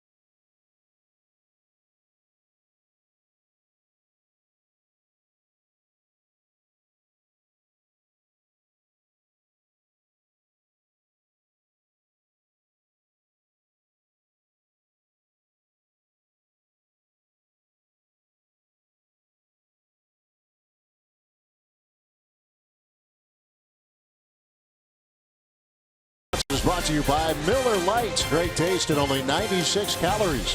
By Toyota, let's go places. And by Sling TV, live TV you love, only better. Warm, hazy day in Philadelphia this Saturday afternoon. Phillies a 3-2 lead over the Brew Crew. We move to the 6th. Art Museum, you ever been? I have not in this town. You? No. You're from close to here, right? Just across the river a little ways? Haven't made your way? Well, we made it to Connie Mack Stadium. We made it to the Vet. Okay. That's pretty much, Spectrum back in those days. Oh, sure.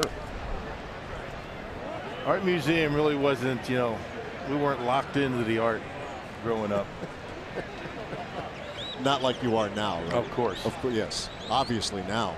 Been to the Calatrava in Milwaukee a couple times. Okay. That's a good visit. All right. You're a well-rounded guy. Not surprised. 1-2 the count to Shaw. Did you ever see Of course, now that the Eagles would have left there a long time ago, there's college games there. Franklin Field, historic Franklin Field. Right. That's pretty cool. Yep. Haven't seen a game there, but walked in there. Saw a couple of basketball games at the Palestra. Big Five back in those days. The Big Five, yeah, it's still a big deal. 1-2 to Shaw. Little tapper. Alfaro. 1 out.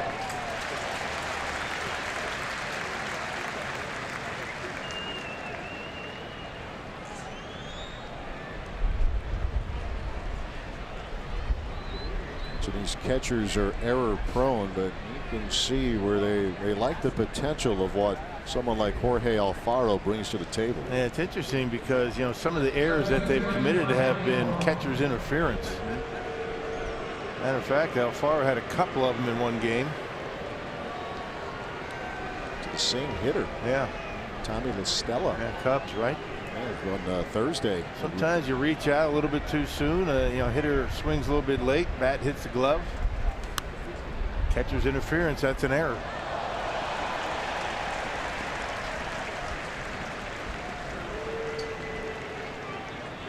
Another one of the young ones, 24 years old, Alfaro. 1-0 to Ryan Braun, looking for his first hit of the day.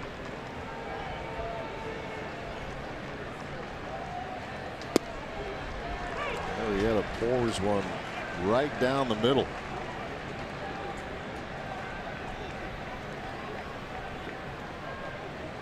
Just settled back in. Yeah, pitch number 97. You got to wonder how long Arrieta is going to be out there.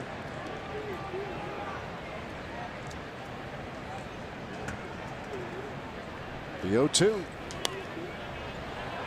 So carry out a play.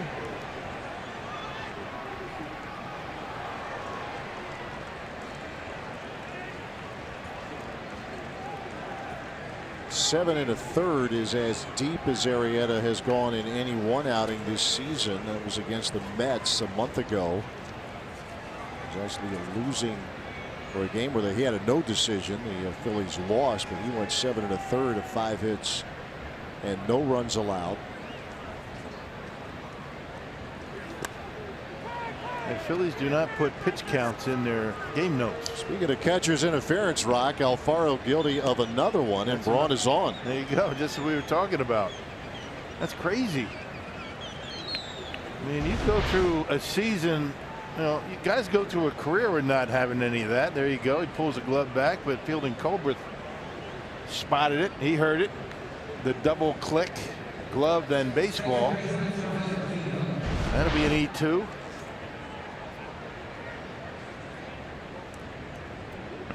Let's see if the Brewers can jump on this. Jonathan Villar at the plate. Everybody in the order hit for Milwaukee last night. The exception was Villar, who's been swinging a very good bat of late. Still looking for his first hit here in the series.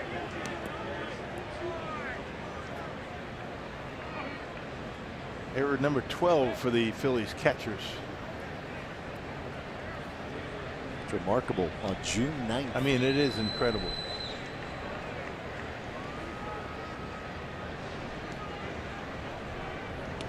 know, you want to be as close to the hitter as you can. I mean, you're going to get more strikes called theoretically. And the closer that umpire can get to the strike zone. But if you're going to be close, you don't want to be reaching for the baseball, particularly fastballs. You can reach for them when they're away to a hitter, particularly a right-handed hitter. When it's inside down the middle, you got to keep that glove back. VR down the line, but a foul ball. There's always a rule of thumb. I mean, you get in your crouch, you stretch your arm out. If you could barely graze, you know, the hip of the hitter, that gives you a sense that you're at a perfect distance. But at that distance, you can't reach for the baseball. That's something clearly Jorge Alfaro is still trying to learn. Get that figured out. A ball, a strike to VR. Grounded to first, hit a fly ball to right. And because if you have a guy, you watch VR where he's setting up, when he starts his approach to his swing, he's actually going to move forward a little bit when he starts to swing. So you're going to be even further from the bat when that ball gets to the hitting zone. But when a guy just doesn't do that and he's a little bit late on his swing and you reach, that's when it's going to hit. Braun is running. VR, a foul ball.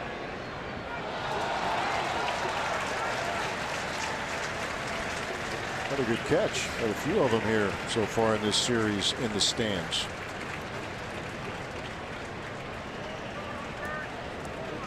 By the way, the next stolen base for Braun will be the 200th of his career. He's running on that last pitch. 2-2 the count now to Jonathan VR.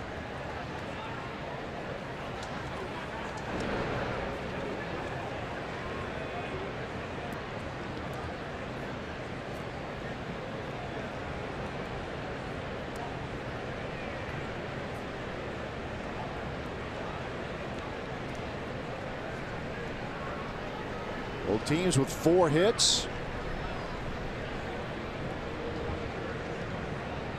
Braun holds, and now a full count. And then now you figure he's going to run again. Luis Garcia up. The Phillies bullpen.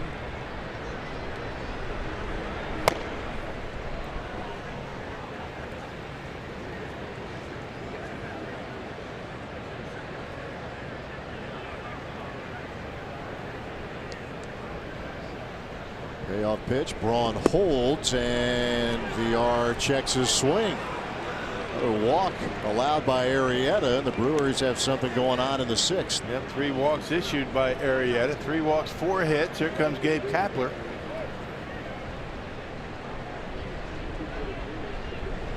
Pitch count at 105. That's going to do it. You think? Well, a guy like Arrieta, you know, he certainly, you know, earned the privilege of being able to get out of his own mess. And we'll see if Kapler allows him to continue. Arrieta's telling him he's all right. He's going to leave him in. All right. Certain guys, you give a little bit longer leash. Someone with his resume is in that category, so give him a chance to work through this. Braun reaching on a catcher's interference. VR walks. Now the hot hitting Eric Kratz, who has doubled and walked here so far today. Yeah, I think a little bit of it has to do with the Brewers have the bottom of the order up. In the top of the order, middle of the order, it might be different. Might want a fresh arm in there. They hit the plate for Eric Kratz, presented by Wendy's. A 2nd inning double, a 4th inning walk. Kratz 9 for 17 as a Brewer. He was a Philly in 2011, 12, and 13. Liked him here. Good job in a reserve role. And he gets hit by a pitch again. Man. Yeah, I said he walked. He was actually hit by a pitch in the 4th, and he gets hit again in the 6th, and the bases are loaded. And no chance to get out of the way of either one of them. See if Kapler's going to stick with him.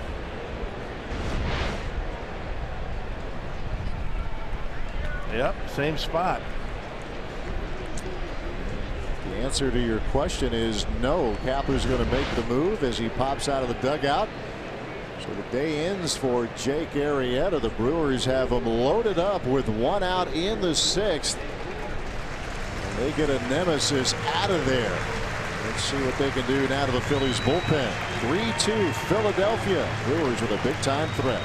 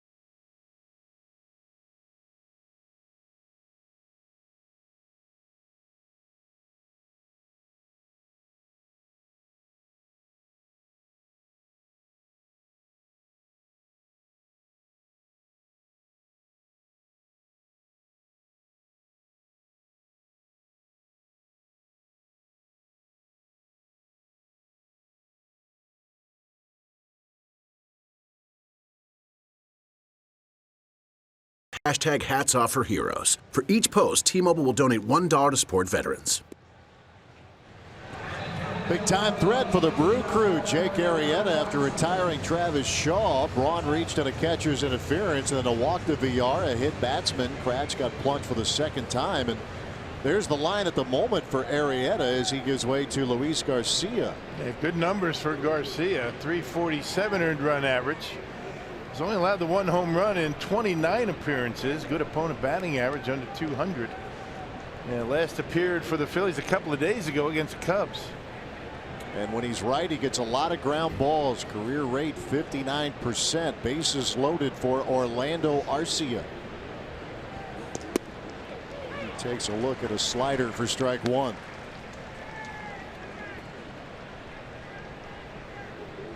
Kapler looking for a double play. See Arcia grounded into 1 in the 4th inning. Braun at 3rd, Villar at 2nd, Erik Kratz over there at 1st.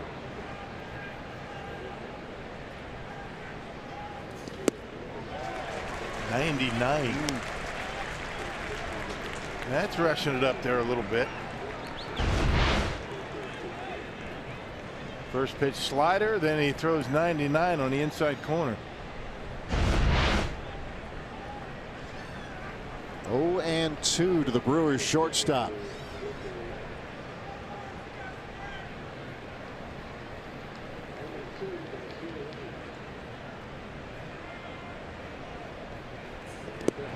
And he makes Arcia look bad. Slider takes care of Orlando. 2 outs, bases still loaded. Yep, slider, fastball, slider to get Arcia. Needless to say, a big out with the bases loaded and 1 out. A 3-pitch strikeout. Craig Counsell will go to his bench as Ji-Man Choi will pinch hit. Choi came in last night, singled in the 9th inning. What a tough trip for Choi. Maybe what he did last night could turn things around. Single would be just fine right now. Yeah, first pitch fastball last night. Bullet into center.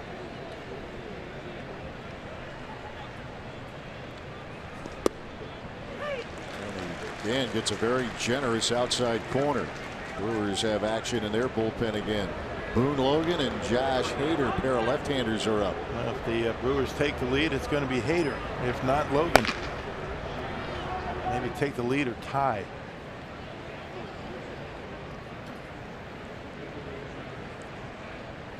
A 1-strike pitch.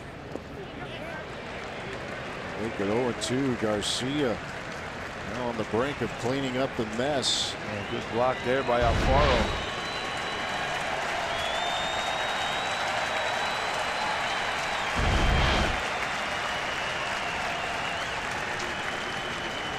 Choi with 1 home run. That was against the Twins at Target Field.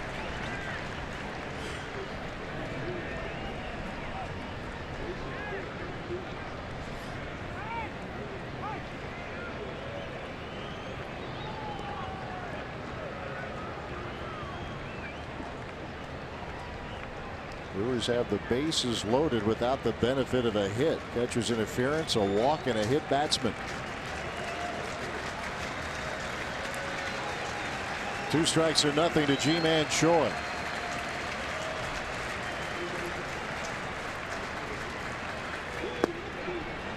And Alfaro again is able to keep it close.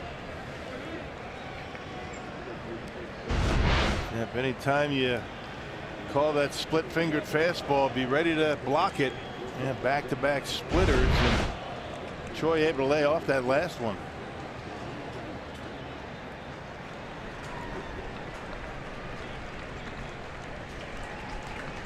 Brewers have yet to hit a grand slam this season. But as you said a moment ago, a single is good right now. Here comes the 1-2.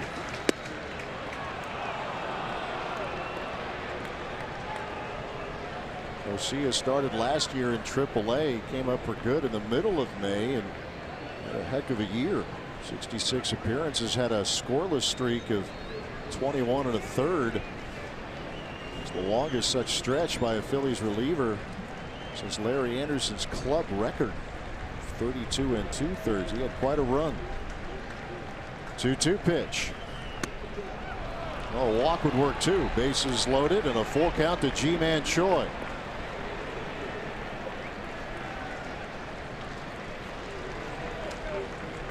Let's see if he goes with the splitter to get Choi to chase, or he does reach back and throws 99. This couple of pitches have been splitters.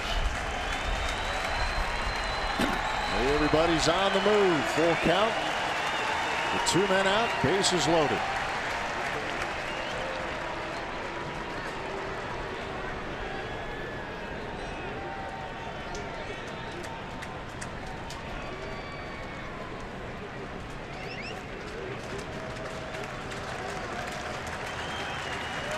Luis Garcia on in relief for Jake Arrieta.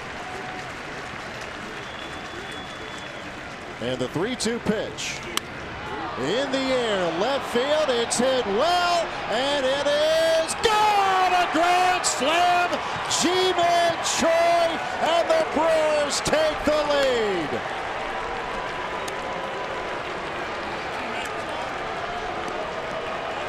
Wow, how about that? Oh, you were calling for the salami, weren't you? I was asking for it. You mentioned it a couple of times on this road trip. Boy, that's got to feel good for G-Man. Base hit yesterday, grand slam today, and that's going to bring on Josh Hader for sure. Boy, 3-2. He was down in the count 0-2. He battled his way to a full count and knocked one out of here to the opposite field. Wow. First career grand slam for Ji-Man Choi, as the Brewers now lead at 6-3. What a battle by the G-Man, down in the count, battles back. Well, fastball, just a matter of whether that was going to stay fair. It had the distance, and just inside that left field foul pole. Wow. 0-2 now to Lorenzo Cain. So all the Brewers runs via the long ball. Aguilar a 2-run shot in the first, and a grand slam from Choi here in the 6th. 4 runs on 1 hit.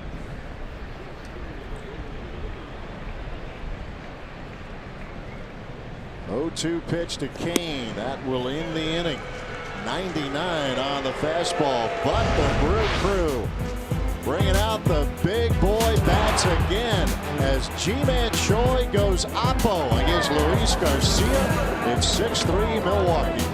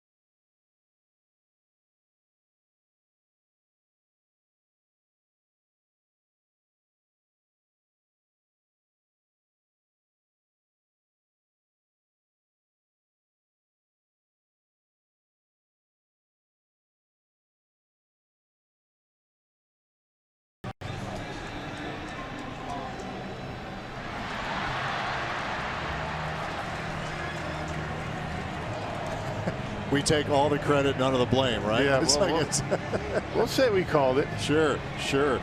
It was a wish, and Ji-Man Choi had the plan. That was great at bat down 0-2. Work to do, though, and the Brewers have a good man on the mound, Josh Hader. Yep, last pitched on Saturday against the White Sox. Inning and a third, scoreless. He struck out 3. Averaging a little over 18 strikeouts per 9 innings is Josh Hader. Gotta believe it's going to be Hader for 2. And Jeffress Knebel still down in that bullpen. Dubal Herrera has struck out in innings 1 and 3.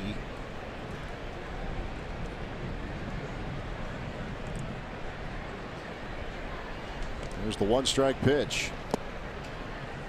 Choi with that opposite field grand slam, and there's Eddie Cedar. Check it out.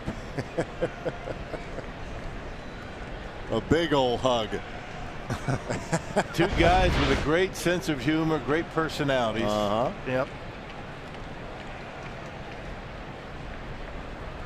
good for both. Ji-Man Choi, it's been a tough trip for him, but he's enjoying Philadelphia. Pinch single last night and a pinch grand slam here today.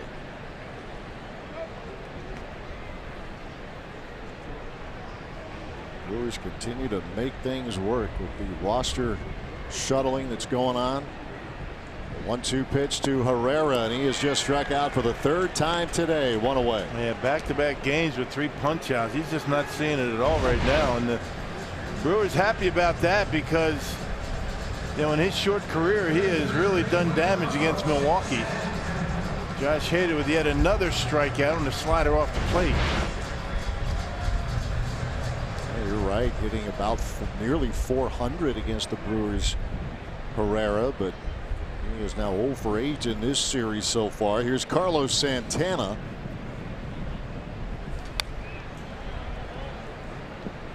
There's the strikeout machine. Josh Hader gets things started with a K.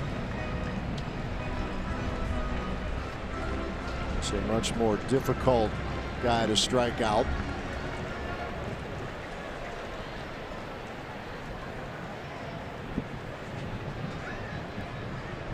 Here's the 0-1. Make it 0-2. And hitters that have never seen Hader have a difficult time picking up the baseball. And normally Hader is just going to face a guy once in a particular outing.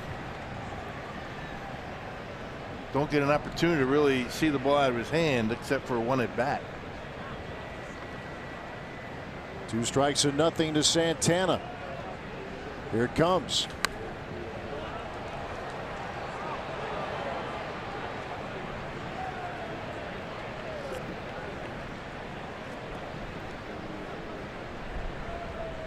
Only 4 players on the 25-man roster for the Phillies have faced Hader.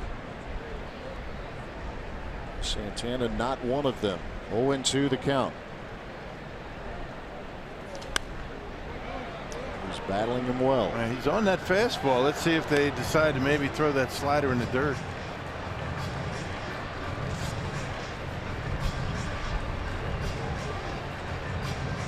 Hader upset with himself. That last pitch location wasn't where he wanted it.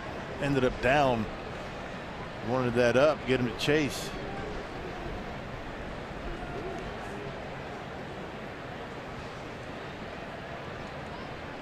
Again, the 2-strike pitch. Still working with the fastball, missed inside. Well, that's pretty good velocity right there. 96. We don't see much of that out of Hader.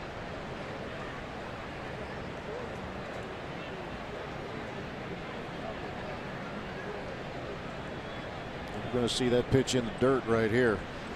Here's the 1-2.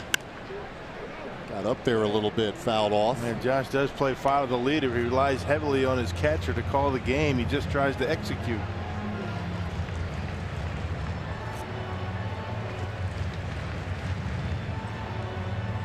And that has worked very effectively.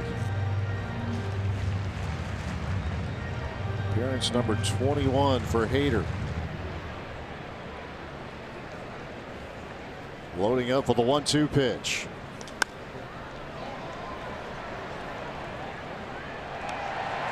That's a tough out. He makes you work.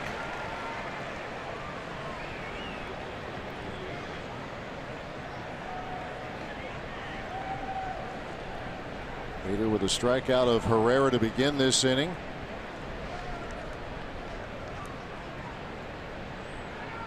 Ready for old number 1 right here. A ball, 2 strikes. And a bouncer to Arcia. That will be the second out of the inning.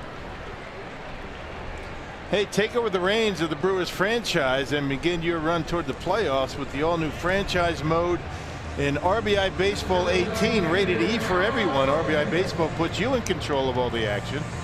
Learn more at RBIGame.com.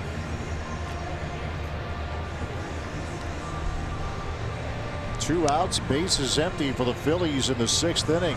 Aaron Altair, the hitter.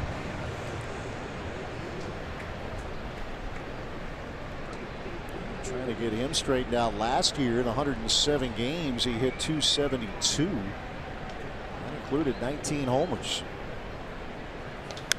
Going after the first pitch and popping this one up. Erik Kratz will have room to make the catch. Yes, sir. The veteran knew exactly where he was.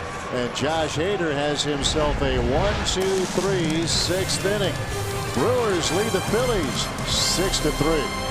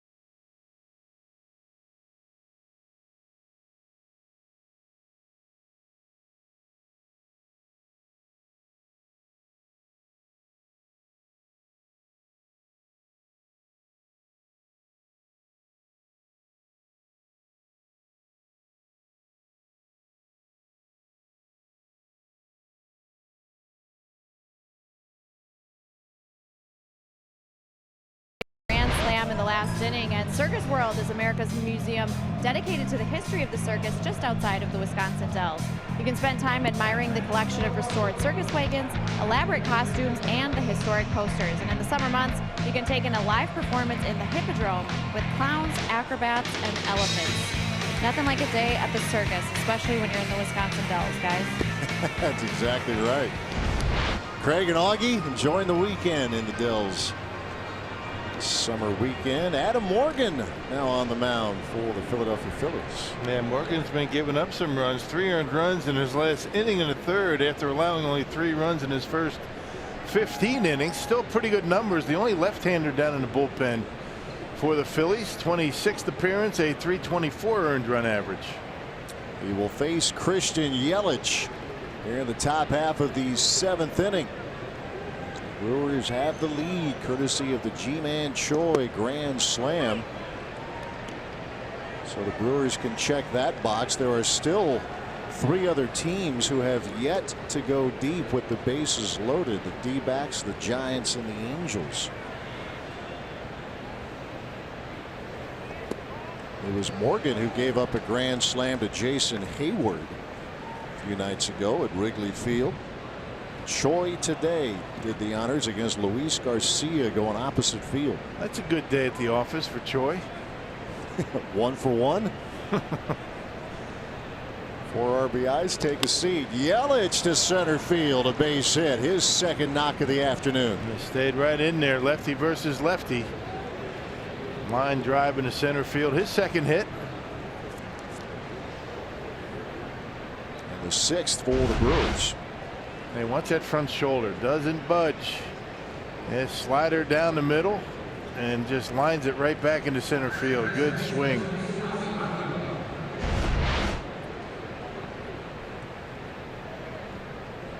He's having himself a good series. 2 hits last night, including a home run. Here is Jesus Aguilar, who has homered today, opposite field. 2-run homer off Jake Arrieta. Wonder how Jake Arrieta's doing in that dugout. Took him out, gives up a grand slam. 5 1/3, 5 runs allowed. Yeah, those 4 runs unearned.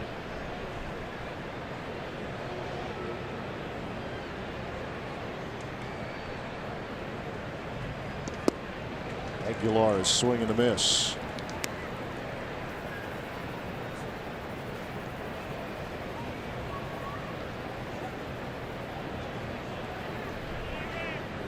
Since the home run, Aguilar has grounded to third, struck out in the 5th. Yelich a leadoff single in this inning. No, actually 4 of those 5 runs are earned. So only 1 of the runs in the 6th inning unearned. I stand corrected.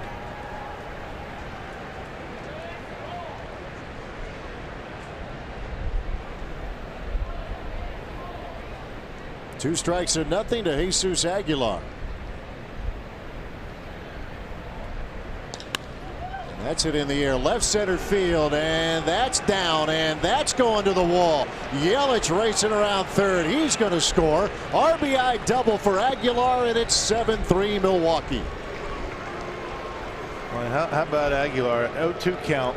He went down and got it. It just kind of shortened up. So home run, double and an RBI. 3 RBIs for Jesus. Check this out.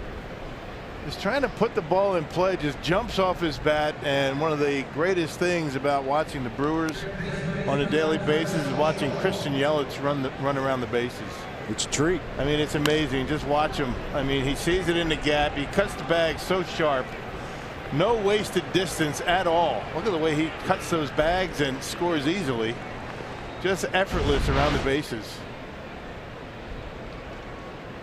Couldn't help but notice that going back to spring training.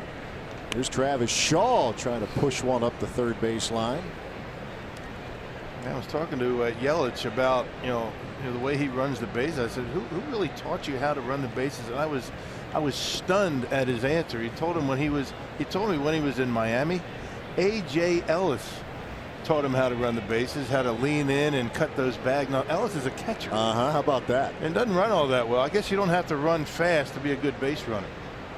So A.J. Ellis is the guy that taught him that. Franklin, Wisconsin native. Yeah, there you go. And you made the comparison with how he runs the bases. You haven't seen a Brewer run like that maybe since Yount, right? Right, exactly. Robin Yount looks a lot like him when he runs.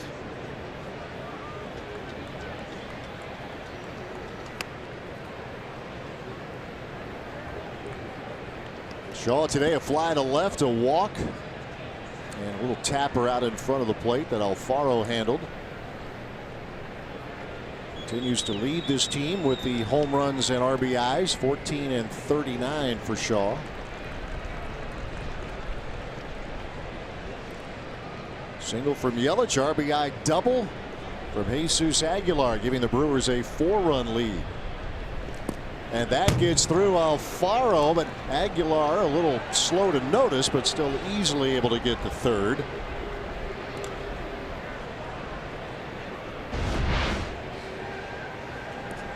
Now cross up here, probably going to be a pass ball, but we'll see how they score it. I think Alfaro looking for a breaking pitch. He got a fastball, and they're going to give him a pass ball.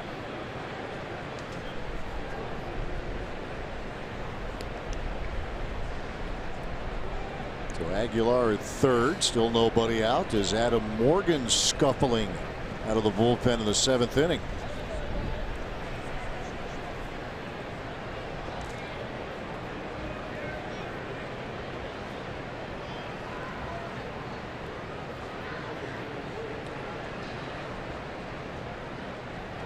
Infield in as another one gets by Alfaro, but he gets a favorable rebound off the backstop. All right. And a good job by Aguilar, not anticipating that, the fact that ball was going to just stay at the screen. Hits that brick wall right behind home plate and right back to the Phillies catcher. He thought about it, but no, I'm not going.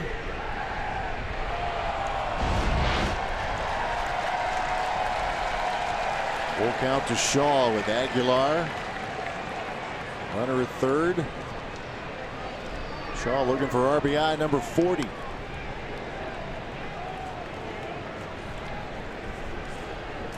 What Aguilar did just extends what's been a really good statistic for him this season. His work with 2 strikes, among the best in baseball. That double coming with 2 strikes.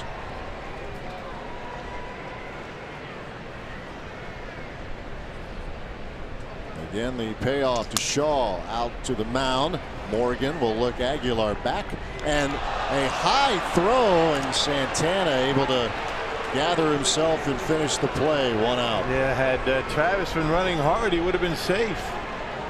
Kind of gave up on the play about halfway down, and had he kept running, he would have been safe at first base. A little comebacker. He can never assume an out. He kind of stops right here, and had he kept going, he would have been easily at first base.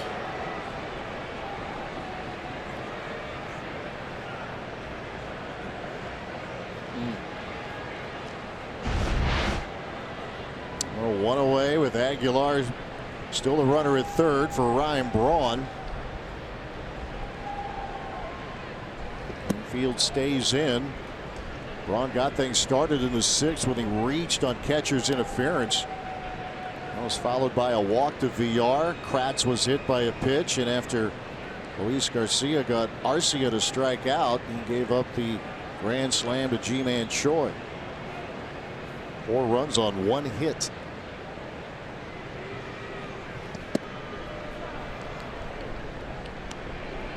Seven runs, 7 hits for the Brewers, 3 on 4 for the Phillies, and an error. Yep, had the error resulted in an out turning into a base runner, like a ground ball, guy boots it, then it would have been all 4. Right. Runs would have been unearned, but the E2 on the catcher's interference, there was never any out in any part of that, so that's why only Ryan Braun scoring on the E2 was unearned. 2 balls, 1 strike.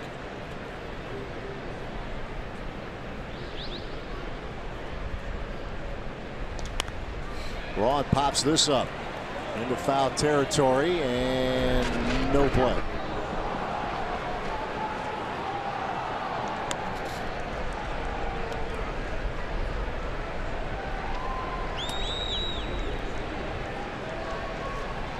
Their home runs number 7 and 8 last night did Braun.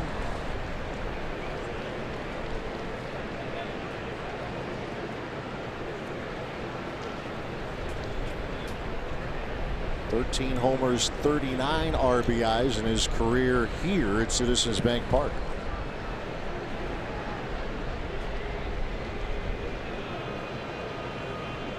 Adam Morgan ready with a 2-2.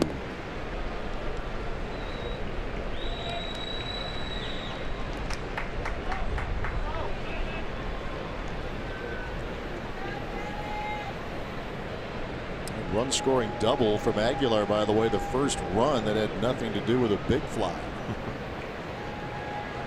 On an 0-2 pitch. Full count to Braun. And a run scoring single for Ryan Braun as Aguilar is in, and it's an 8-3 ball game. That fastball out away from Braun. And he just centers on it and rips it into left. Aguilar finally able to score. Bingo out away from him, and Ryan Braun with our Badger Mutual Insurance RBI of the game. A run scoring single with 1 out. Braun continues to hit the ball hard, 110 off the bat. He's hit the ball hard a lot. Batting average on balls in play, the career low for him. That takes into account the luck factor or lack thereof. A lot of line drive outs. There has been a number of them for Brawny this year.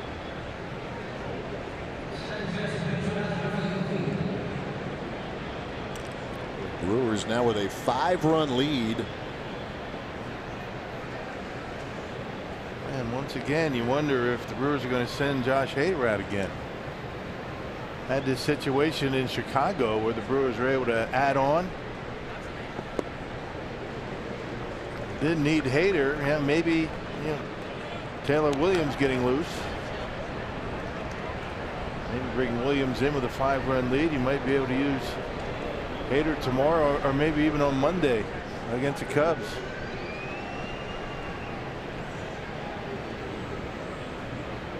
Oh, and 1 to VR. Ground ball, a fly ball, and a walk.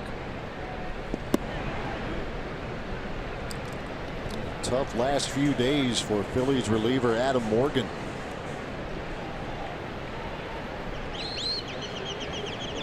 The walk-off grand slam to Jason Hayward. He's given up a run so far, or a couple I should say, here in the 7th. And VR sends one into left field, and that is deep, and that is gone. Jonathan VR, his 5th of the year, as the Brewers pop it open here in the 7th inning.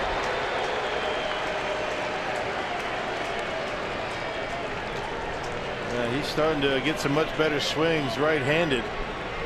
2nd home run of the year as a right-handed hitter. And check this out. Breaking ball that did nothing, just stayed up in the zone, and VR knocks it out of here in the left center.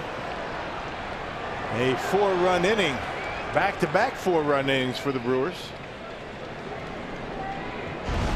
They have put up their share of crooked numbers in the first 2 games of this series. A total of 12 runs last night, 10 so far today. There's a double switch now for Gabe Kapler, as the Brewers just hammering away against Phillies pitching. Pitching change here in Philly with the Brewers up by 7 in the 7th.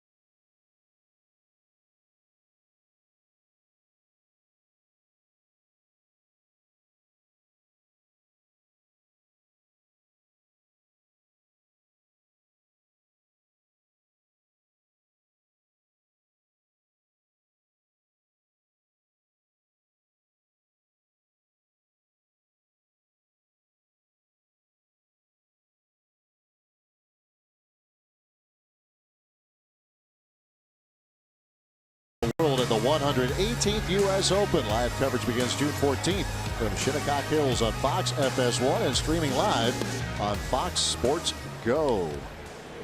Seventh inning continues for the Brewers. They have chased Adam Morgan. And Adubray Ramos now on the mound. Yeah, this guy's been pretty good. Look at those numbers. A .81 earned run average in game number 27.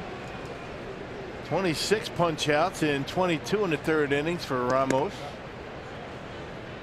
Brewers unloading on this Philly pitching staff. Which one of the best around, right? Right. Go figure. Double switch. Nick Williams now the new right fielder.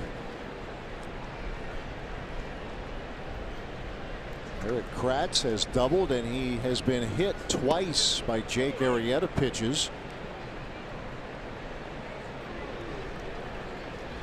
As in a Milwaukee Brewers uniform, opposing pitchers have had a world of trouble getting this guy out.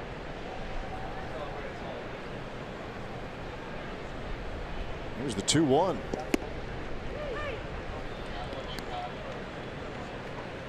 And Phillies came into yesterday's ball game with the 4th best earned run average as a team in the NL. They're currently 7th, and it's going to go down again after today. Brewers bats were very quiet this road trip until now, until last night. And remember, with Arrieta, the 4 earned runs allowed today in his first 7 starts in this ballpark, including of course a few this season. His ERA was 0.77. Opposing hitters were hitting about a .70, .73 to be exact against him. Brewers doing some work here this afternoon. Kratz will lift one into left field, and room over there for Rhys Hoskins. That's out number 2. Crazy game, isn't it? I mean, you're scratching and calling for every run you can get in Chicago and in Cleveland, and all of a sudden just everybody starts to bust out. It's not just the Brewers. I mean, that's the way baseball is. Go figure. Yeah, you figure, last night I'm sure fans were going to save some of those runs for Arrieta if you can. They put 12 on the board last night. Arrieta's career numbers very good. The ERA 2.74 against Milwaukee coming into this matchup this afternoon. But yeah, I think they have it figured out, and the Brewers change things, change the script. That's why you just have to be patient with offense. I mean, if your team's not, swinging the bats all that well for a stretch, they'll snap out of it. I mean, these guys can hit. You go into the tank every now and again. As long as your pitching stays decent and your defense is strong, you're going to stick around.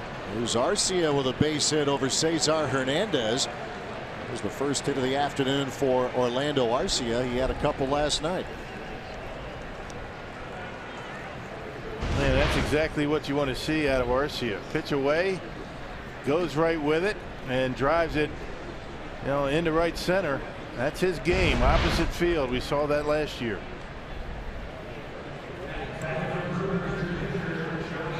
Hit number 10 for Milwaukee.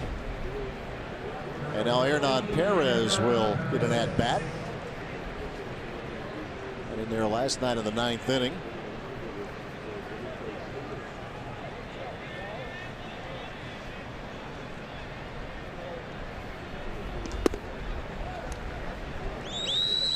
The Brewers have really kept this crowd quiet. Still 9 outs to get. Yeah, 2 guys that really have had a difficult time finding playing time. Hernan Perez one, Santana the other. Most of their at-bats have come off the bench.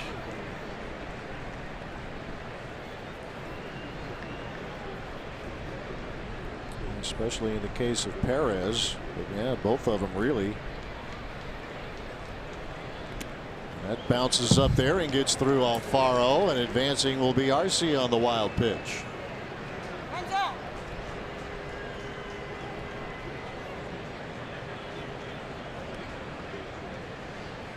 This Phillies pitching staff has unraveled the last couple of games. Man, they were looking good until that Ji-Man Choi home run. Then things have gone spiraling out of control. That's amazing how one hit can just change everything in a game. Crazy.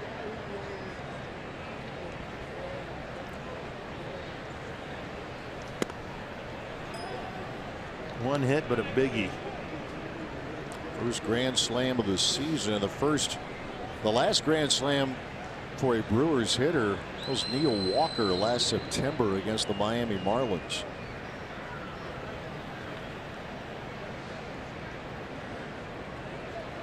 I was at Miller Park. Those games originally were scheduled for Miami, but the hurricane forcing that series in Milwaukee. Back-to-back double-digit scoring efforts for the Brewers. They had 3 such games coming into the weekend. 80 home runs for the Brewers and only 1 grand slam. Yeah. Yep, they lead the National League in homers. Yeah, they nudged ahead of the Washington Nationals. Harper has gone deep today.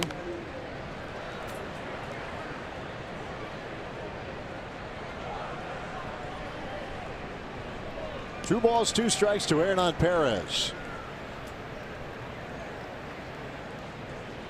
Yeah, it was 3-2 Phillies with 2 outs, bases loaded at the top of the 6th. And Choi turned everything around.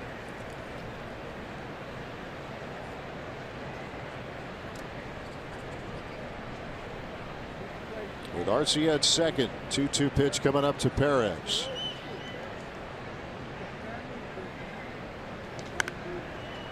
We'll send another one out of play.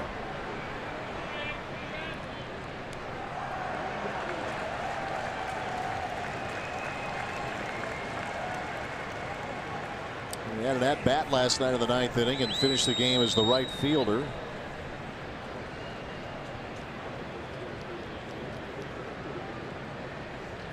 Can play anywhere and has at this level, except as a catcher, which he's more than willing to do if needed. Perez sends one in the air, a little pop-up. Scott Kingery will call for it and squeeze it, and that'll do it for the Brewers in the 7th inning. Back-to-back 4-run innings for the Milwaukee Brewers. Jonathan Villar with number 5 on the year, a 2-run shot. It's 10-3 Brewers at stretch time.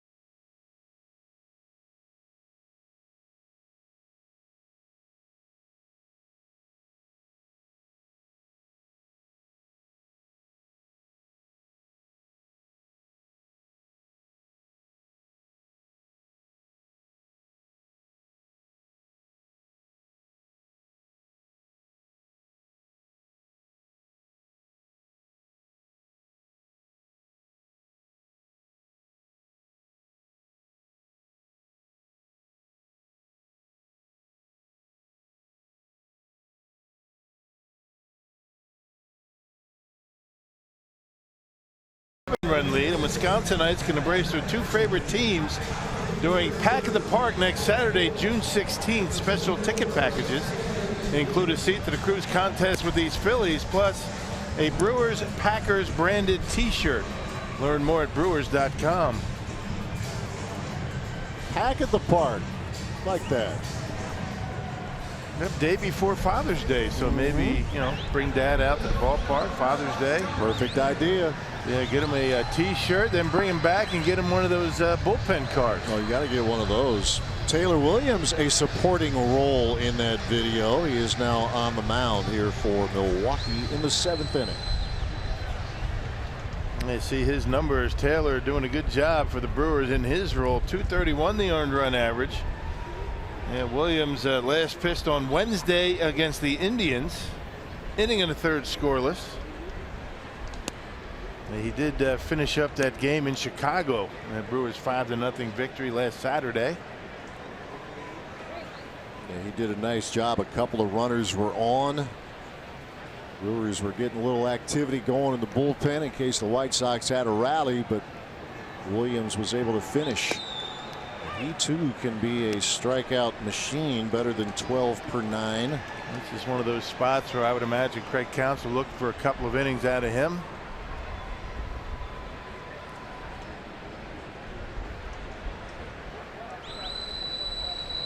Kingery, Crawford, and Alfaro here for the Phillies in the 7th inning.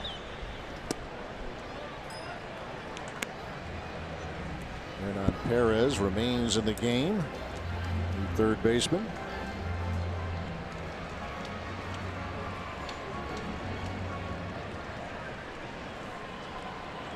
Kingery a walk and a single to center this afternoon. Phillies with just 4 hits.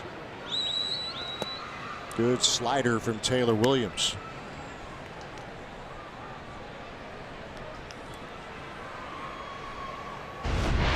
Well, key for him to be able to throw this pitch for strikes. He got the swing and miss.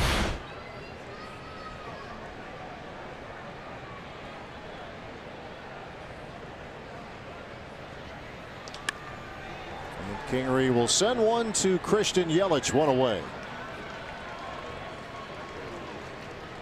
And the Phillies with the 4 hits, 3 of those coming in the 3rd inning. A big blow, the home run from Rhys Hoskins off Brent Suter. The hit since was Kingery's single in the 4th inning.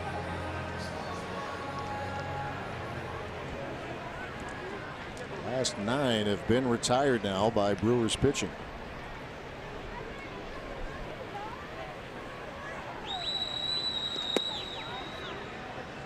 J.P. Crawford at the plate.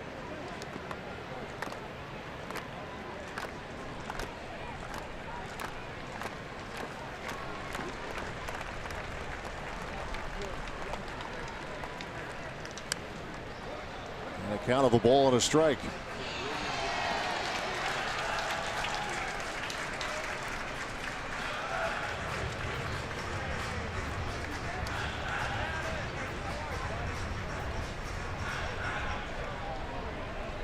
Crawford back just a couple of days ago, was on the DL with a right forearm strain.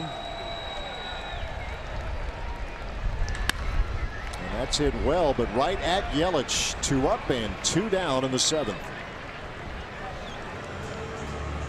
All a matter of throwing strikes in situations like this, working ahead in the count. Mix in that slider. And last thing you want to do in a role like Williams has right now is come in and start walking guys. And he has not done that. It's always been the issue for him. I mean, staying healthy and being able to throw strikes with that big fastball and get the slider over. He's really done a nice job of that this year. Turned in good work. Missed those 2 years. Tommy John surgery. Able to put that in the rear view mirror. Hey, you do the job in this role, and then all of a sudden, you're starting to get different spots in the game, more pivotal innings. That's how the progression works. But you got to get the job done in these spots. 1 strike and nothing to Jorge Alfaro. And get that slider, and it's 0-2.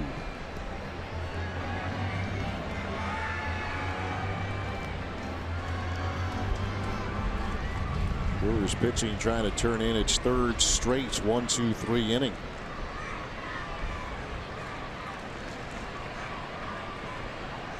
Williams with a 2-strike pitch. And did he hold? No, he did not. He offered, and it is another 1-2-3 inning. 11 straight set down by Brewers pitching. We're through 7. 10-3 Milwaukee.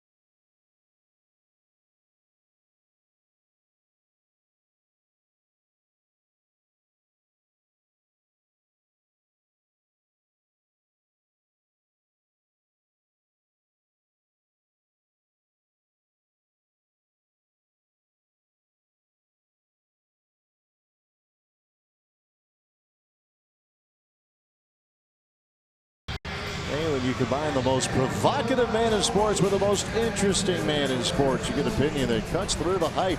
That Speak for Yourself with Colin Cowherd and Jason Whitlock, weekdays at 4 p.m. Central, only on FS1.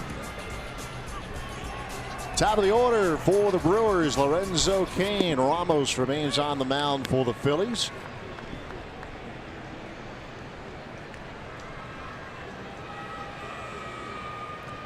See Lorenzo's day, 3 hits so far in the series. He pops this one up. Carlos Santana will handle it, and there's the first out.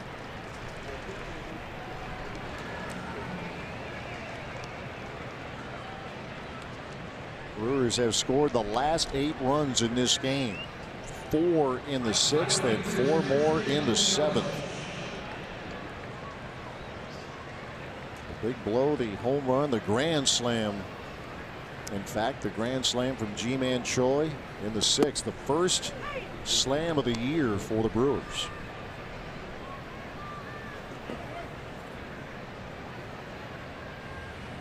Yelich, a couple of singles, couple of runs scored.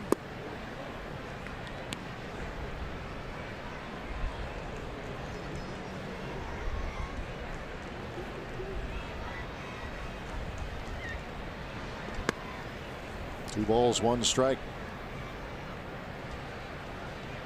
Ramos has been on quite a run going back to August of last year, late August of last year. His ERA is under 1 as Yelich stings another one into center field. That's his 3rd hit of the ball game.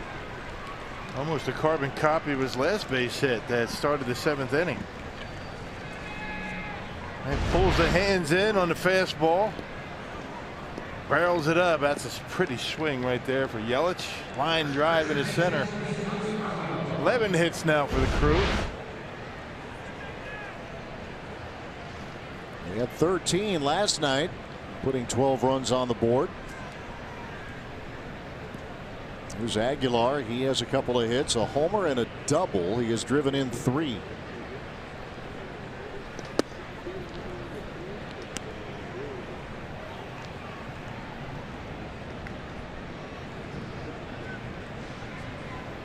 Batting average right on the edge of 300. He's been better than 300 most of this year.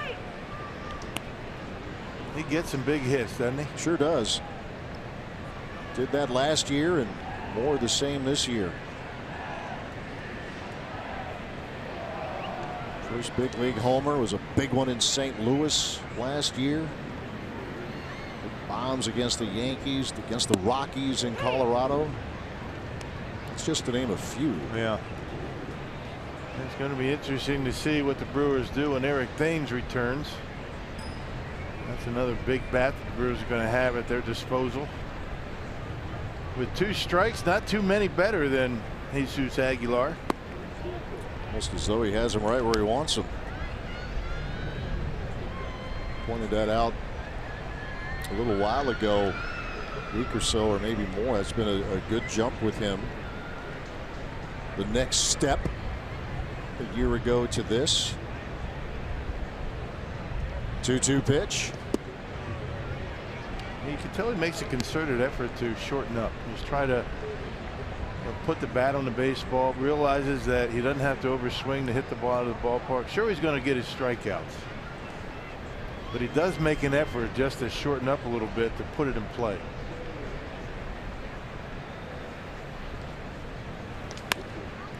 Ground ball to Cesar Hernandez. The play will be at first for out number 2. Hey, today's Tavern of the Game winner is the Second Shot Saloon in Fenimore. If they call the Brewers by 10 o'clock tomorrow morning, they get 40 tickets to a Friday night game in the Miller Lite Beer Pen. This offer courtesy of the Tavern League of Wisconsin and our friends at Miller Lite. There is one relaxed Brewers fan on a nice warm day in Philadelphia. Gabe Kapler to the mound. Other pitching change here in Philly with the Brewers leading the Phils 10-3.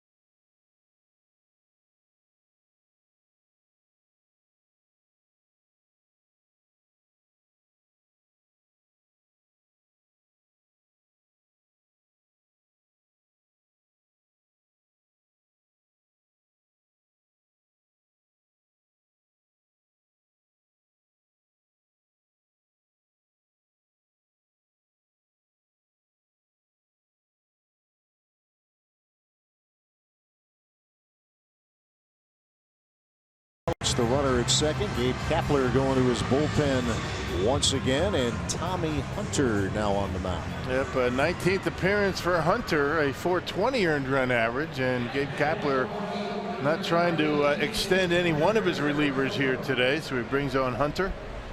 And with 2 outs in this 8th inning.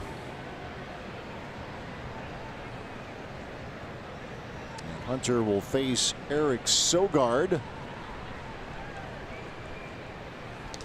And going after the first pitch, and it should be the last one of the inning as he pops it up, secured by Crawford, and that will do it for Milwaukee in the 8th. Still 10-3 Brew Crew over the Phils.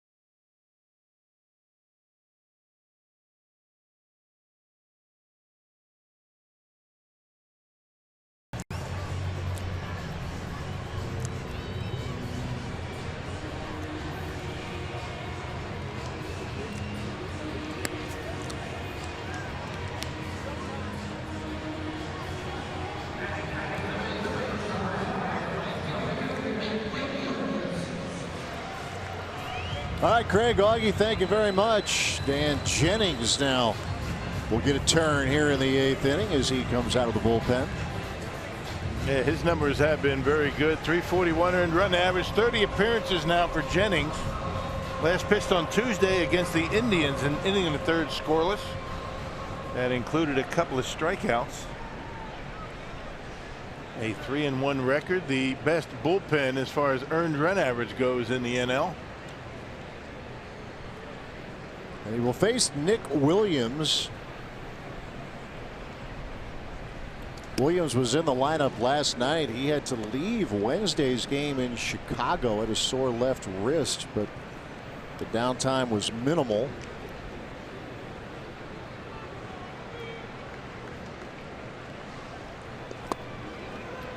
Waves and misses at that Jennings slider, a ball, a strike. 24 years old is Williams. Second round pick by the Rangers back in 2012, part of the Cole Hamels deal a couple years ago. Jennings ahead in the count, 1-2. Slider's been a terrific pitch for Jennings all season. Able to get ahead of him here with back-to-back sliders.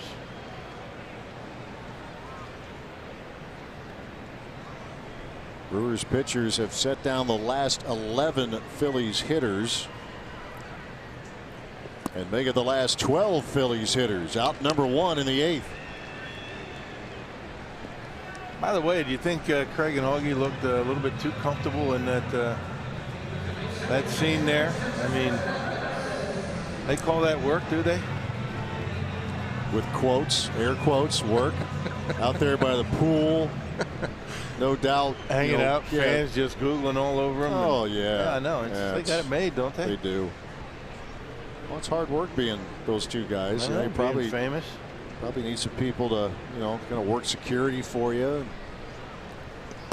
And then others to, bring over food and beverage. I'm still hoping that we can get a shot of Augie going down a water slide. It's kind of a tradition. Careful what you wish for. I'm thinking maybe that would happen tomorrow. You think? Yeah, just kind of the whole weekend wrap up. Does somebody, a little birdie in your ear, tell you that maybe we're going to be surprised? No, just a hunch. Or maybe around the putt we can see Augie's putting stroke. That would be good. I've seen Kashan's game. I was just going to ask you that. You don't have any desire to see Kashan? I don't need to see that swing again.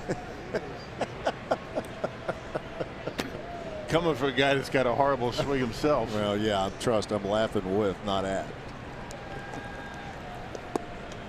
You have to get BA back in here, which he will be Monday. He'll tell you, give you all the golf lessons, give you the little critiques, right? That's why we don't golf together.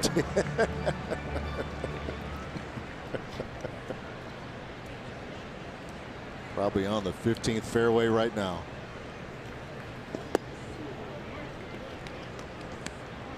A ball, 2 strikes, or make it 2 balls, 2 strikes to Cesar Hernandez.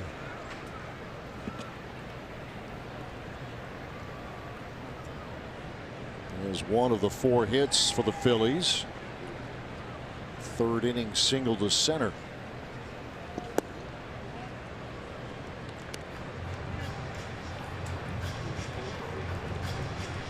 Big innings in the first 2 games of this series for Milwaukee. Last night, Ryan Braun, a 3-run homer in the first, a 6-run 4th inning. And back-to-back 4-run innings this afternoon. For the 2nd straight day, the Brewers getting things done in the first inning. Mentioned Braun last night. Aguilar today with an opposite field 2-run homer off Jake Arrieta.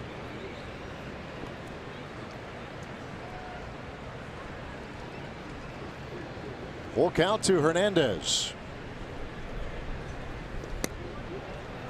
He works a walk.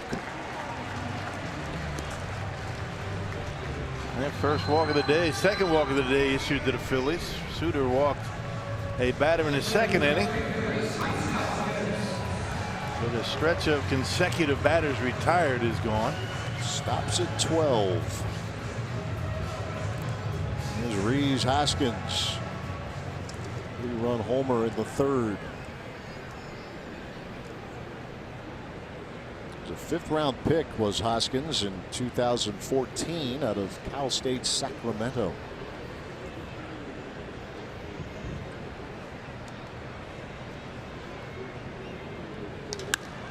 This is hit in the air, right center field. That'll drop. And the Phillies have runners at 1st and 2nd with 1 out. That covers the plate pretty well, does Hoskins. That pitch away from him just reaches out with his long arms, able to dump it out there into center field. A pretty good hack. Bat stays in the hitting zone a long time and able to muscle it out there into right center.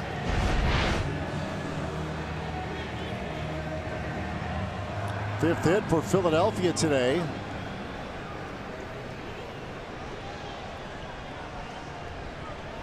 And now Odubel Herrera. 3 at bats, 3 strikeouts for the Phillies center fielder.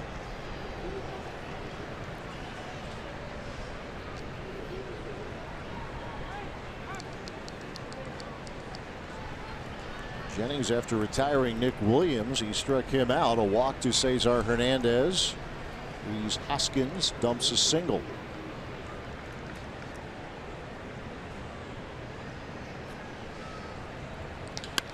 And Herrera double play ball. VR, Arcia, Aguilar, inning over. 4-6-3. inning ending a double play. Dan Jennings gets the ground ball he was looking for. As we move to the ninth, it's 10-3 Milwaukee.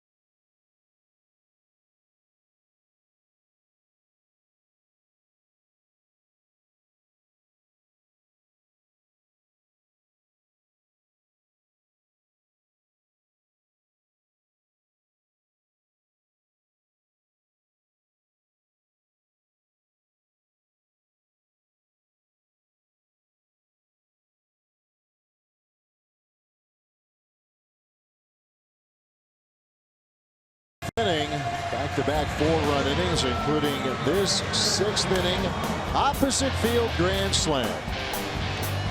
Went right with it. He was down in the count 0-2. He worked his way to a full count, and pitch going away from him, and Ji-Man Choi with a rare pinch hit grand slam. Yeah, there you go. First one in a couple of years. Jonathan VR against the Pirates. A fairly short list, but Ji-Man Choi is part of it.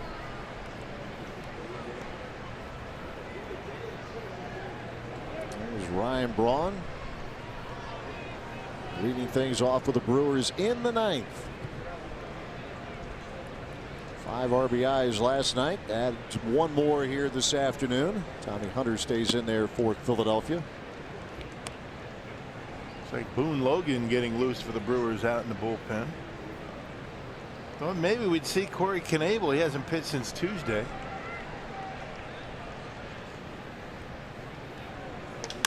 Braun to right field, and a diving attempt, but Williams can't get it. And Braun's going to run for a while. He will take the turn at second. On his way to third goes Ryan Braun with a triple. Now, when he was struggling, that ball gets caught. Not today. Yeah, I thought maybe it would have been caught anyway. And Williams came close to it, but once it got by him, the only question was it going to be a triple or a homer? And it will be a triple for Ryan Braun. Yeah, check this out. Look at the way he gets on top of that baseball, down and through. And Williams misses it. He loses his glasses, and all the way in the corner. Williams able to get up at Ryan Braun with a leadoff triple.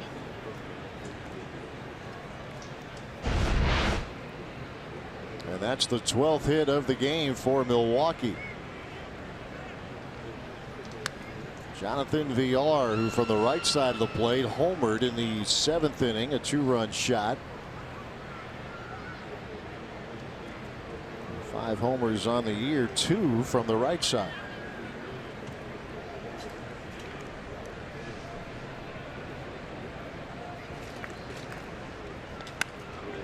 And VR sends another one off the chairs. 0-2 the count.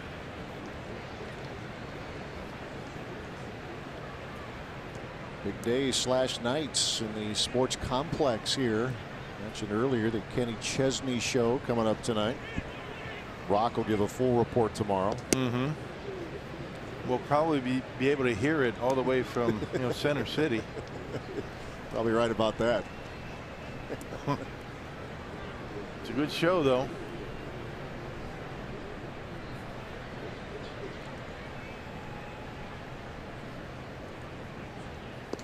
VR a strikeout victim. One away in the ninth.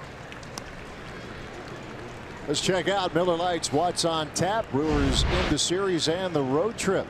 Tomorrow is Brandon Woodruff will get the call for Milwaukee. Zach Eflin for the Philadelphia Phillies. Things finish out well today. Go for the sweep tomorrow. Brewers Live gets us started tomorrow at 11:30 on Fox Sports Wisconsin. They're going to be making his 5th start is Brandon Woodruff. Another opportunity to get a start for the Brewers.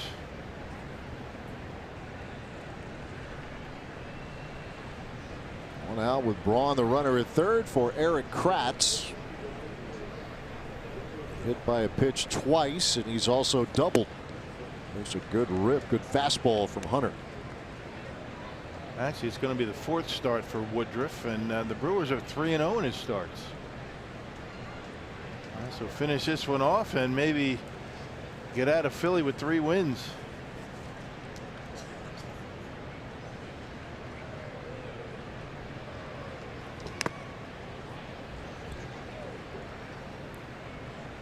Finally retired Kratz in the 7th inning on a fly ball to left.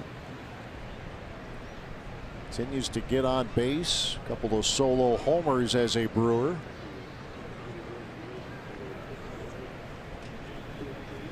The one-time Philly.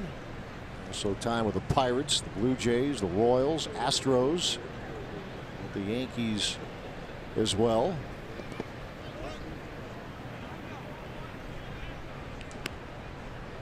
This was in AAA in the Yankees organization before the Brewers got him on May 25th.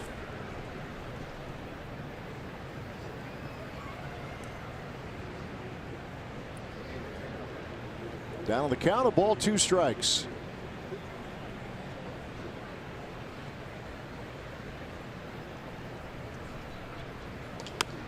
And he reaches out and taps that. It's Hunter off his glove. Braun will score. The throw gets away from Santana. Kratz on his way to second. As the Brewers now with an 8-run lead on a botched play. They were going to give up the run. But then Hunter with the throw. Santana couldn't get it. And the onslaught continues. It'll be an RBI and an E1.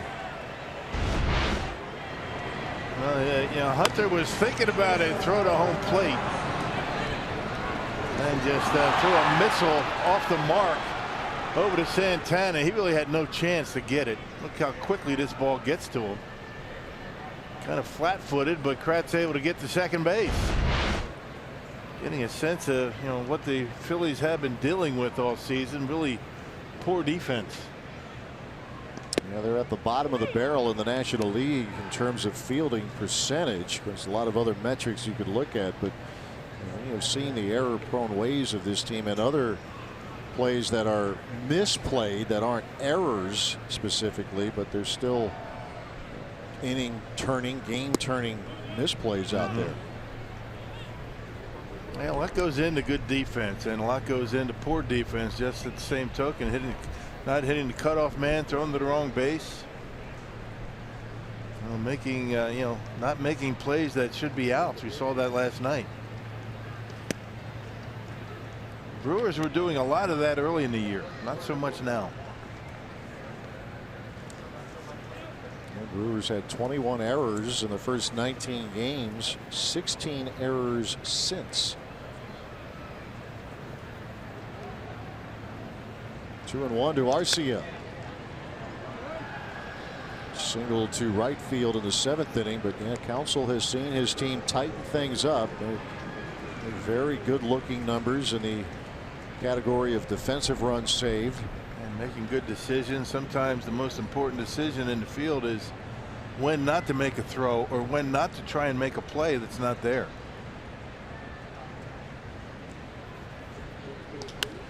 Arcia sends one into right field. Nick Williams is there for the second out.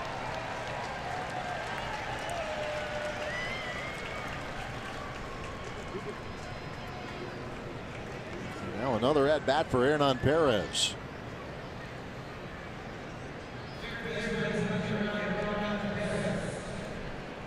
Two in the first, 4 in the 6th, 4 in the 7th, and one more here in the 9th.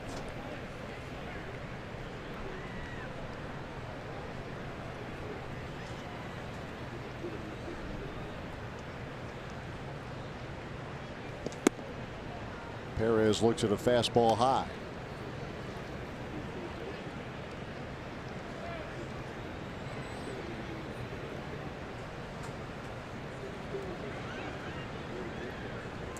Facing the 31-year-old Tommy Hunter, originally a Rangers draft pick more than a decade ago. Signed a free agent deal with the Phillies back in December. 61 appearances with the Rays last year, a 2.61 ERA. He has moved around. A couple of turns with the Orioles, was with the Cubs 3 years ago, the Indians.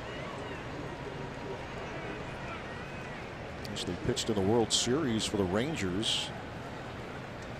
2010, had a good year as a starter. 13-4. Perez in the air, center field. That's down a base hit. Kratz will jog around third. He'll score, and it's 12-3 Brewers. Man, good swing by Perez on a breaking pitch. Stayed right in there and drove it into center field. Man, it's amazing how this game works. I mean, they can't buy a run, and the Brewers have put up 24 runs in 2 games. Amazing. 12 runs, 13 hits tonight. 12 runs, 13 hits this afternoon. It was last night Brent Suter telling everybody, hey, save some for me. Today it's going to be Woodruff. Kane hits that well down the line, and that is a foul ball.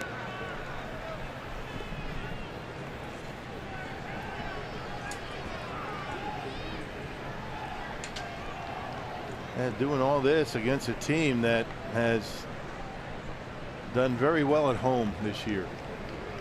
Yeah, 19-10 coming into this game. Going to be home a lot more often than not here in the next few weeks. I thought would be home sweet home for Gabe Kapler's group after they dropped 7 of 10 on their road trip. Got the Rockies coming in, and then they go to Miller Park, as you know, and back home right after that. Ground ball to Santana will end the inning, but the Brewers push across a couple of more. Bottom of the ninth, it's 12-3 Milwaukee.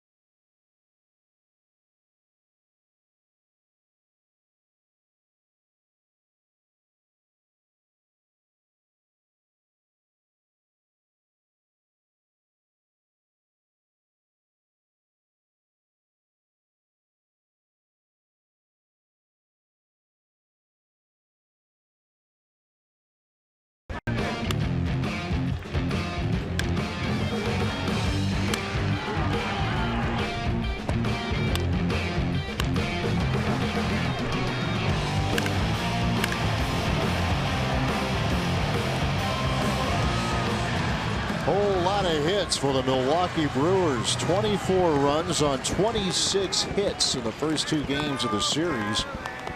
And as the rain starts to fall here in Philadelphia, Brewers looking to close this one out as quickly as possible. Yeah. Coming down pretty good, too. It is. Boone Logan now on the mound against Carlos Santana. Let's see how big Fielding Colbert can make this strike zone. Good time to be generous with it. In the neighborhood. 9-run lead. Get the swinging, boys. Fans scrambling for cover. All the tailgaters are ramping it up now for the Chesney Show.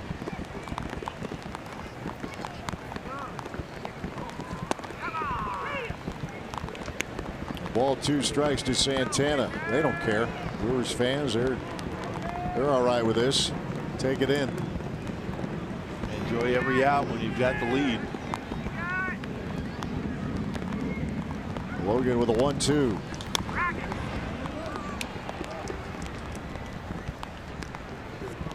Santana hitless today. 2 ground balls to short, and in between a pop up to first.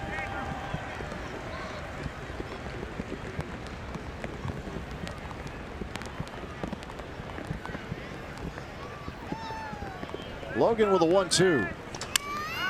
In the air to left field. Long run, and Braun cannot get it. Arcia will back him up. Santana on his way to second with a double. Yeah, Brawny playing pretty deep. Got a late break on it right off the end of the bat for Santana. A little wet out there, Brawny. Take it easy, don't get hurt. Right off the end of the bat. Man, that's why Ryan got a late break on it. A leadoff double for Santana.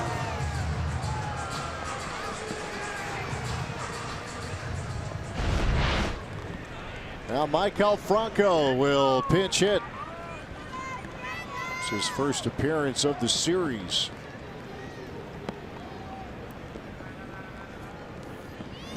Actually, coming into the series, Herrera's had good numbers against the Brewers, and well, Franco, another one of those guys.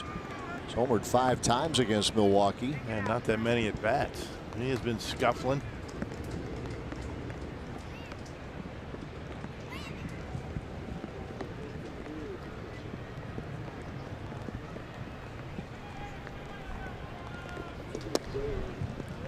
One and one to Franco. A lot of third, but they've changed things up with Crawford there of late. Kingery, the shortstop. Gabe Kapler's talked about trying to work all 3 of them in there. Franco's still just 25 years old. And it's a fly ball back into center field. Kane going back. Got it at the track for out number 1. And making that one look easy. Deepest part of the ballpark out there, the 409 sign. Then no, not today. I've got it. That was a hanging slider, and Franco hit it hard, but Renzo Kane right up against the wall. The baseball version of the Dikembe Mutombo finger wag, blocking a shot. But not in here. No, not in here.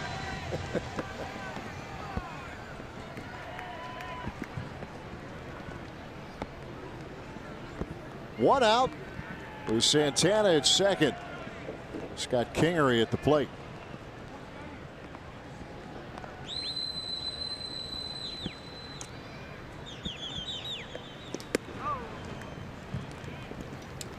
Brent Suter went the first 5. Gave up 4 hits, 3 runs. Hader, Williams, and Jennings each of the last 3.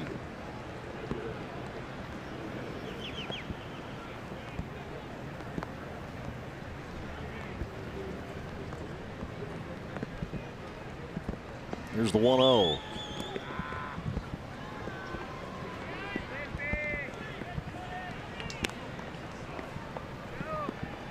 Brewers on the verge of getting through these first 2 games without calling on Knebel or Jeffress.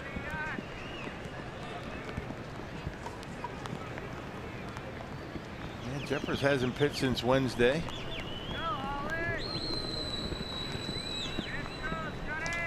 Brewers had the off day Thursday.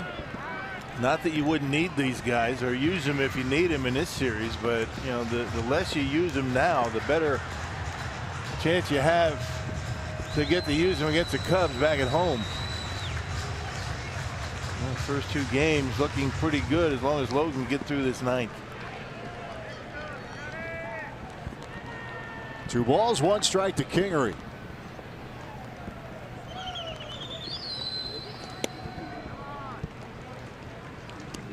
The Brewers have the series with the Cubs next Monday, Tuesday, and Wednesday, and then another off day on Thursday, and then it's 10 straight, 10 games in as many days. This road trip a little out of the norm. 8-game, 10-day trip. Couple of off days on the swing. There's the upcoming schedule. These guys are looking good for the Brewers as far as home dates go. Next couple of weeks, only 3 on the road. This is the third 3-city trip. 5 and 4 in the first one, 7 and 3 at Colorado, Arizona, Minnesota swing. Logan with a walk. Exactly what you don't want here. A double, a fly ball, and then a walk.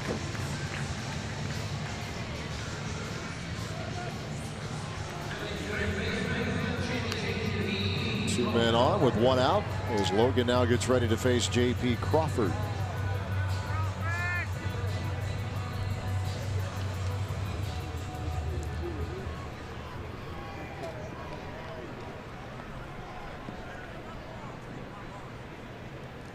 Crawford hitless this afternoon. Strikeout, a ground ball, and a line out to right field.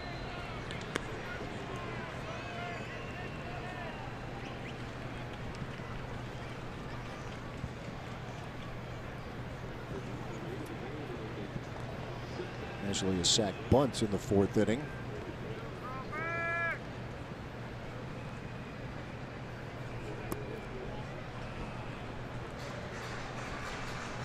Twelve runs, 13 hits for the Brewers, 3 on 6, and 2 errors for Philadelphia.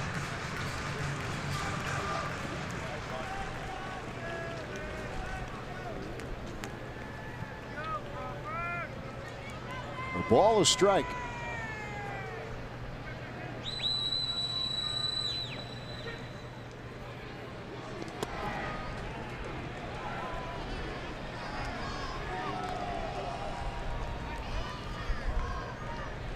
Kapler and his staff trying to get things going with this 23-year-old, highly touted young player. Yeah, they've got a bunch of guys with some raw ability. They just need some playing time. Figure it out. They're getting that opportunity. And he just gets hit by a pitch, and the bases are now loaded.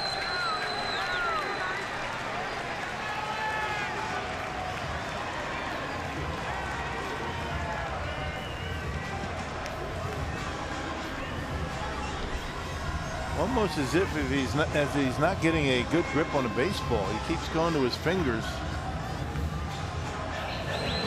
That one not even close. He's been behind just about every hitter. Brewers bullpen remains quiet. Andrew Knapp now will come on to pinch hit for Jorge Alfaro. Knapp, the other catcher, 26-year-old.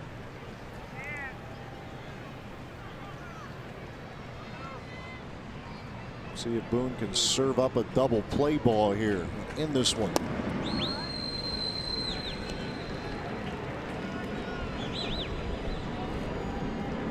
Knapp out of Roseville, California, 2nd-round pick 5 years ago. Played his college ball at Cal Berkeley.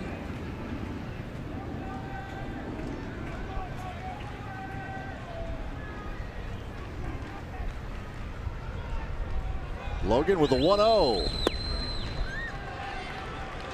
Trouble finding the strike zone. Yeah, he's been behind just about everybody, and it's been the breaking ball, it's been the fastball, just can't find the strike zone.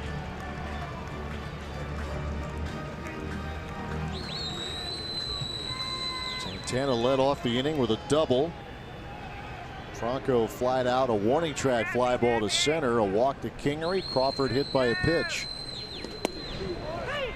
A much needed strike delivered by Boone Logan.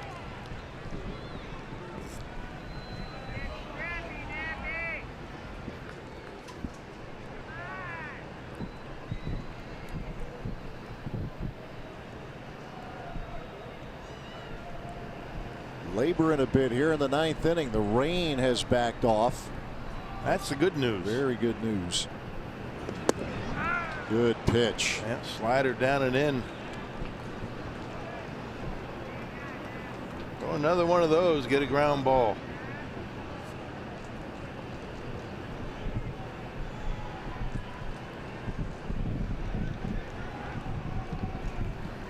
Nick Williams is on deck.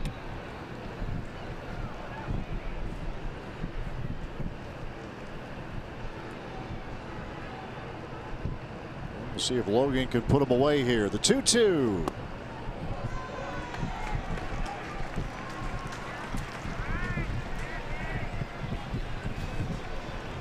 Now nothing doing in that Brewers bullpen. This is Logan's inning. Unless it goes too crazy.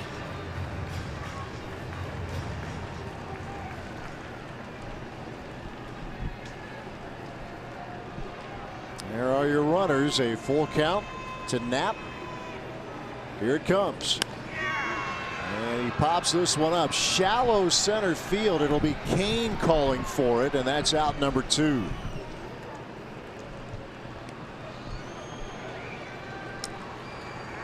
So the Phillies down to their final out.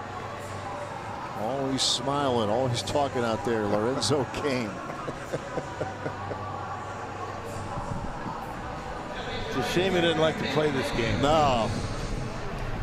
Doesn't seem to have any fun at all. No. None of them do. Saw this a lot from this ball club last year, and every bit as much, if not more, this year with the additions of guys like Kane and Yelich. Here's Nick Williams. Jennings struck him out in the 8th inning.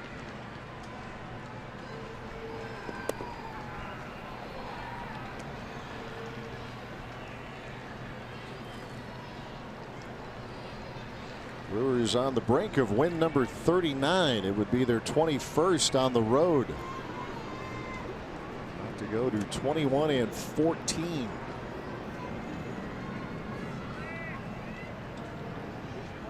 Here's the 1-0.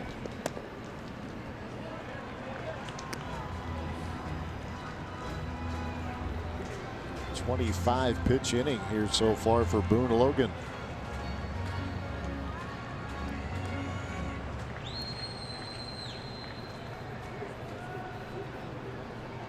Big bats once again today for Milwaukee. Aguilar, a 2-run homer in the first off Arrieta.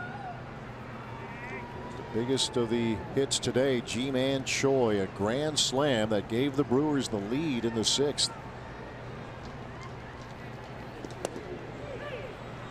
A generous call right there. Thank you very much. Well, Fielding thinks it might rain again soon. Yeah. Close enough. 2-1 the count.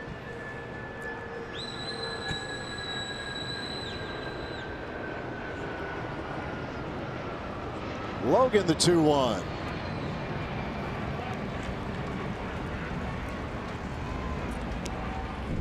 Nothing easy here in this 9th inning for Boone Logan. And Corey Knebel standing on the bullpen mound, not throwing yet. And this has been a monumental struggle for Logan. He still hasn't given up a run. 3-1 to Nick Williams. Swung right through it.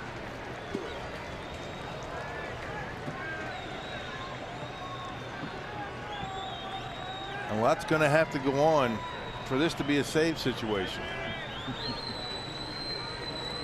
Whole lot of bad.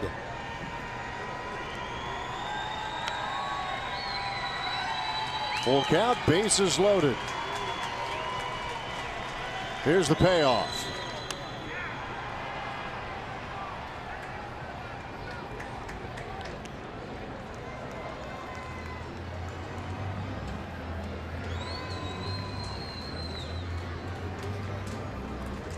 '30th pitch here coming up for Logan in the 9th.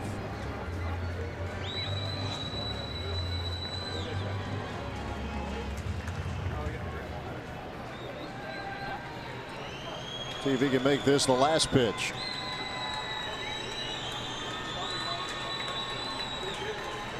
And here's the 3-2.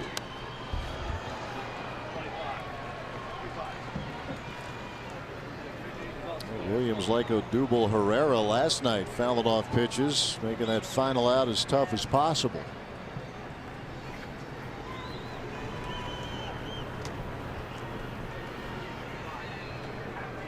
(12-4) last night, 12-3 this afternoon. Boone Logan will try once again to end this one. And a fly ball to left field. Ryan Braun is there, and the Brewers have back-to-back blowout wins here in Philadelphia. Well, the offense is alive and well for the Brewers. Well, boy.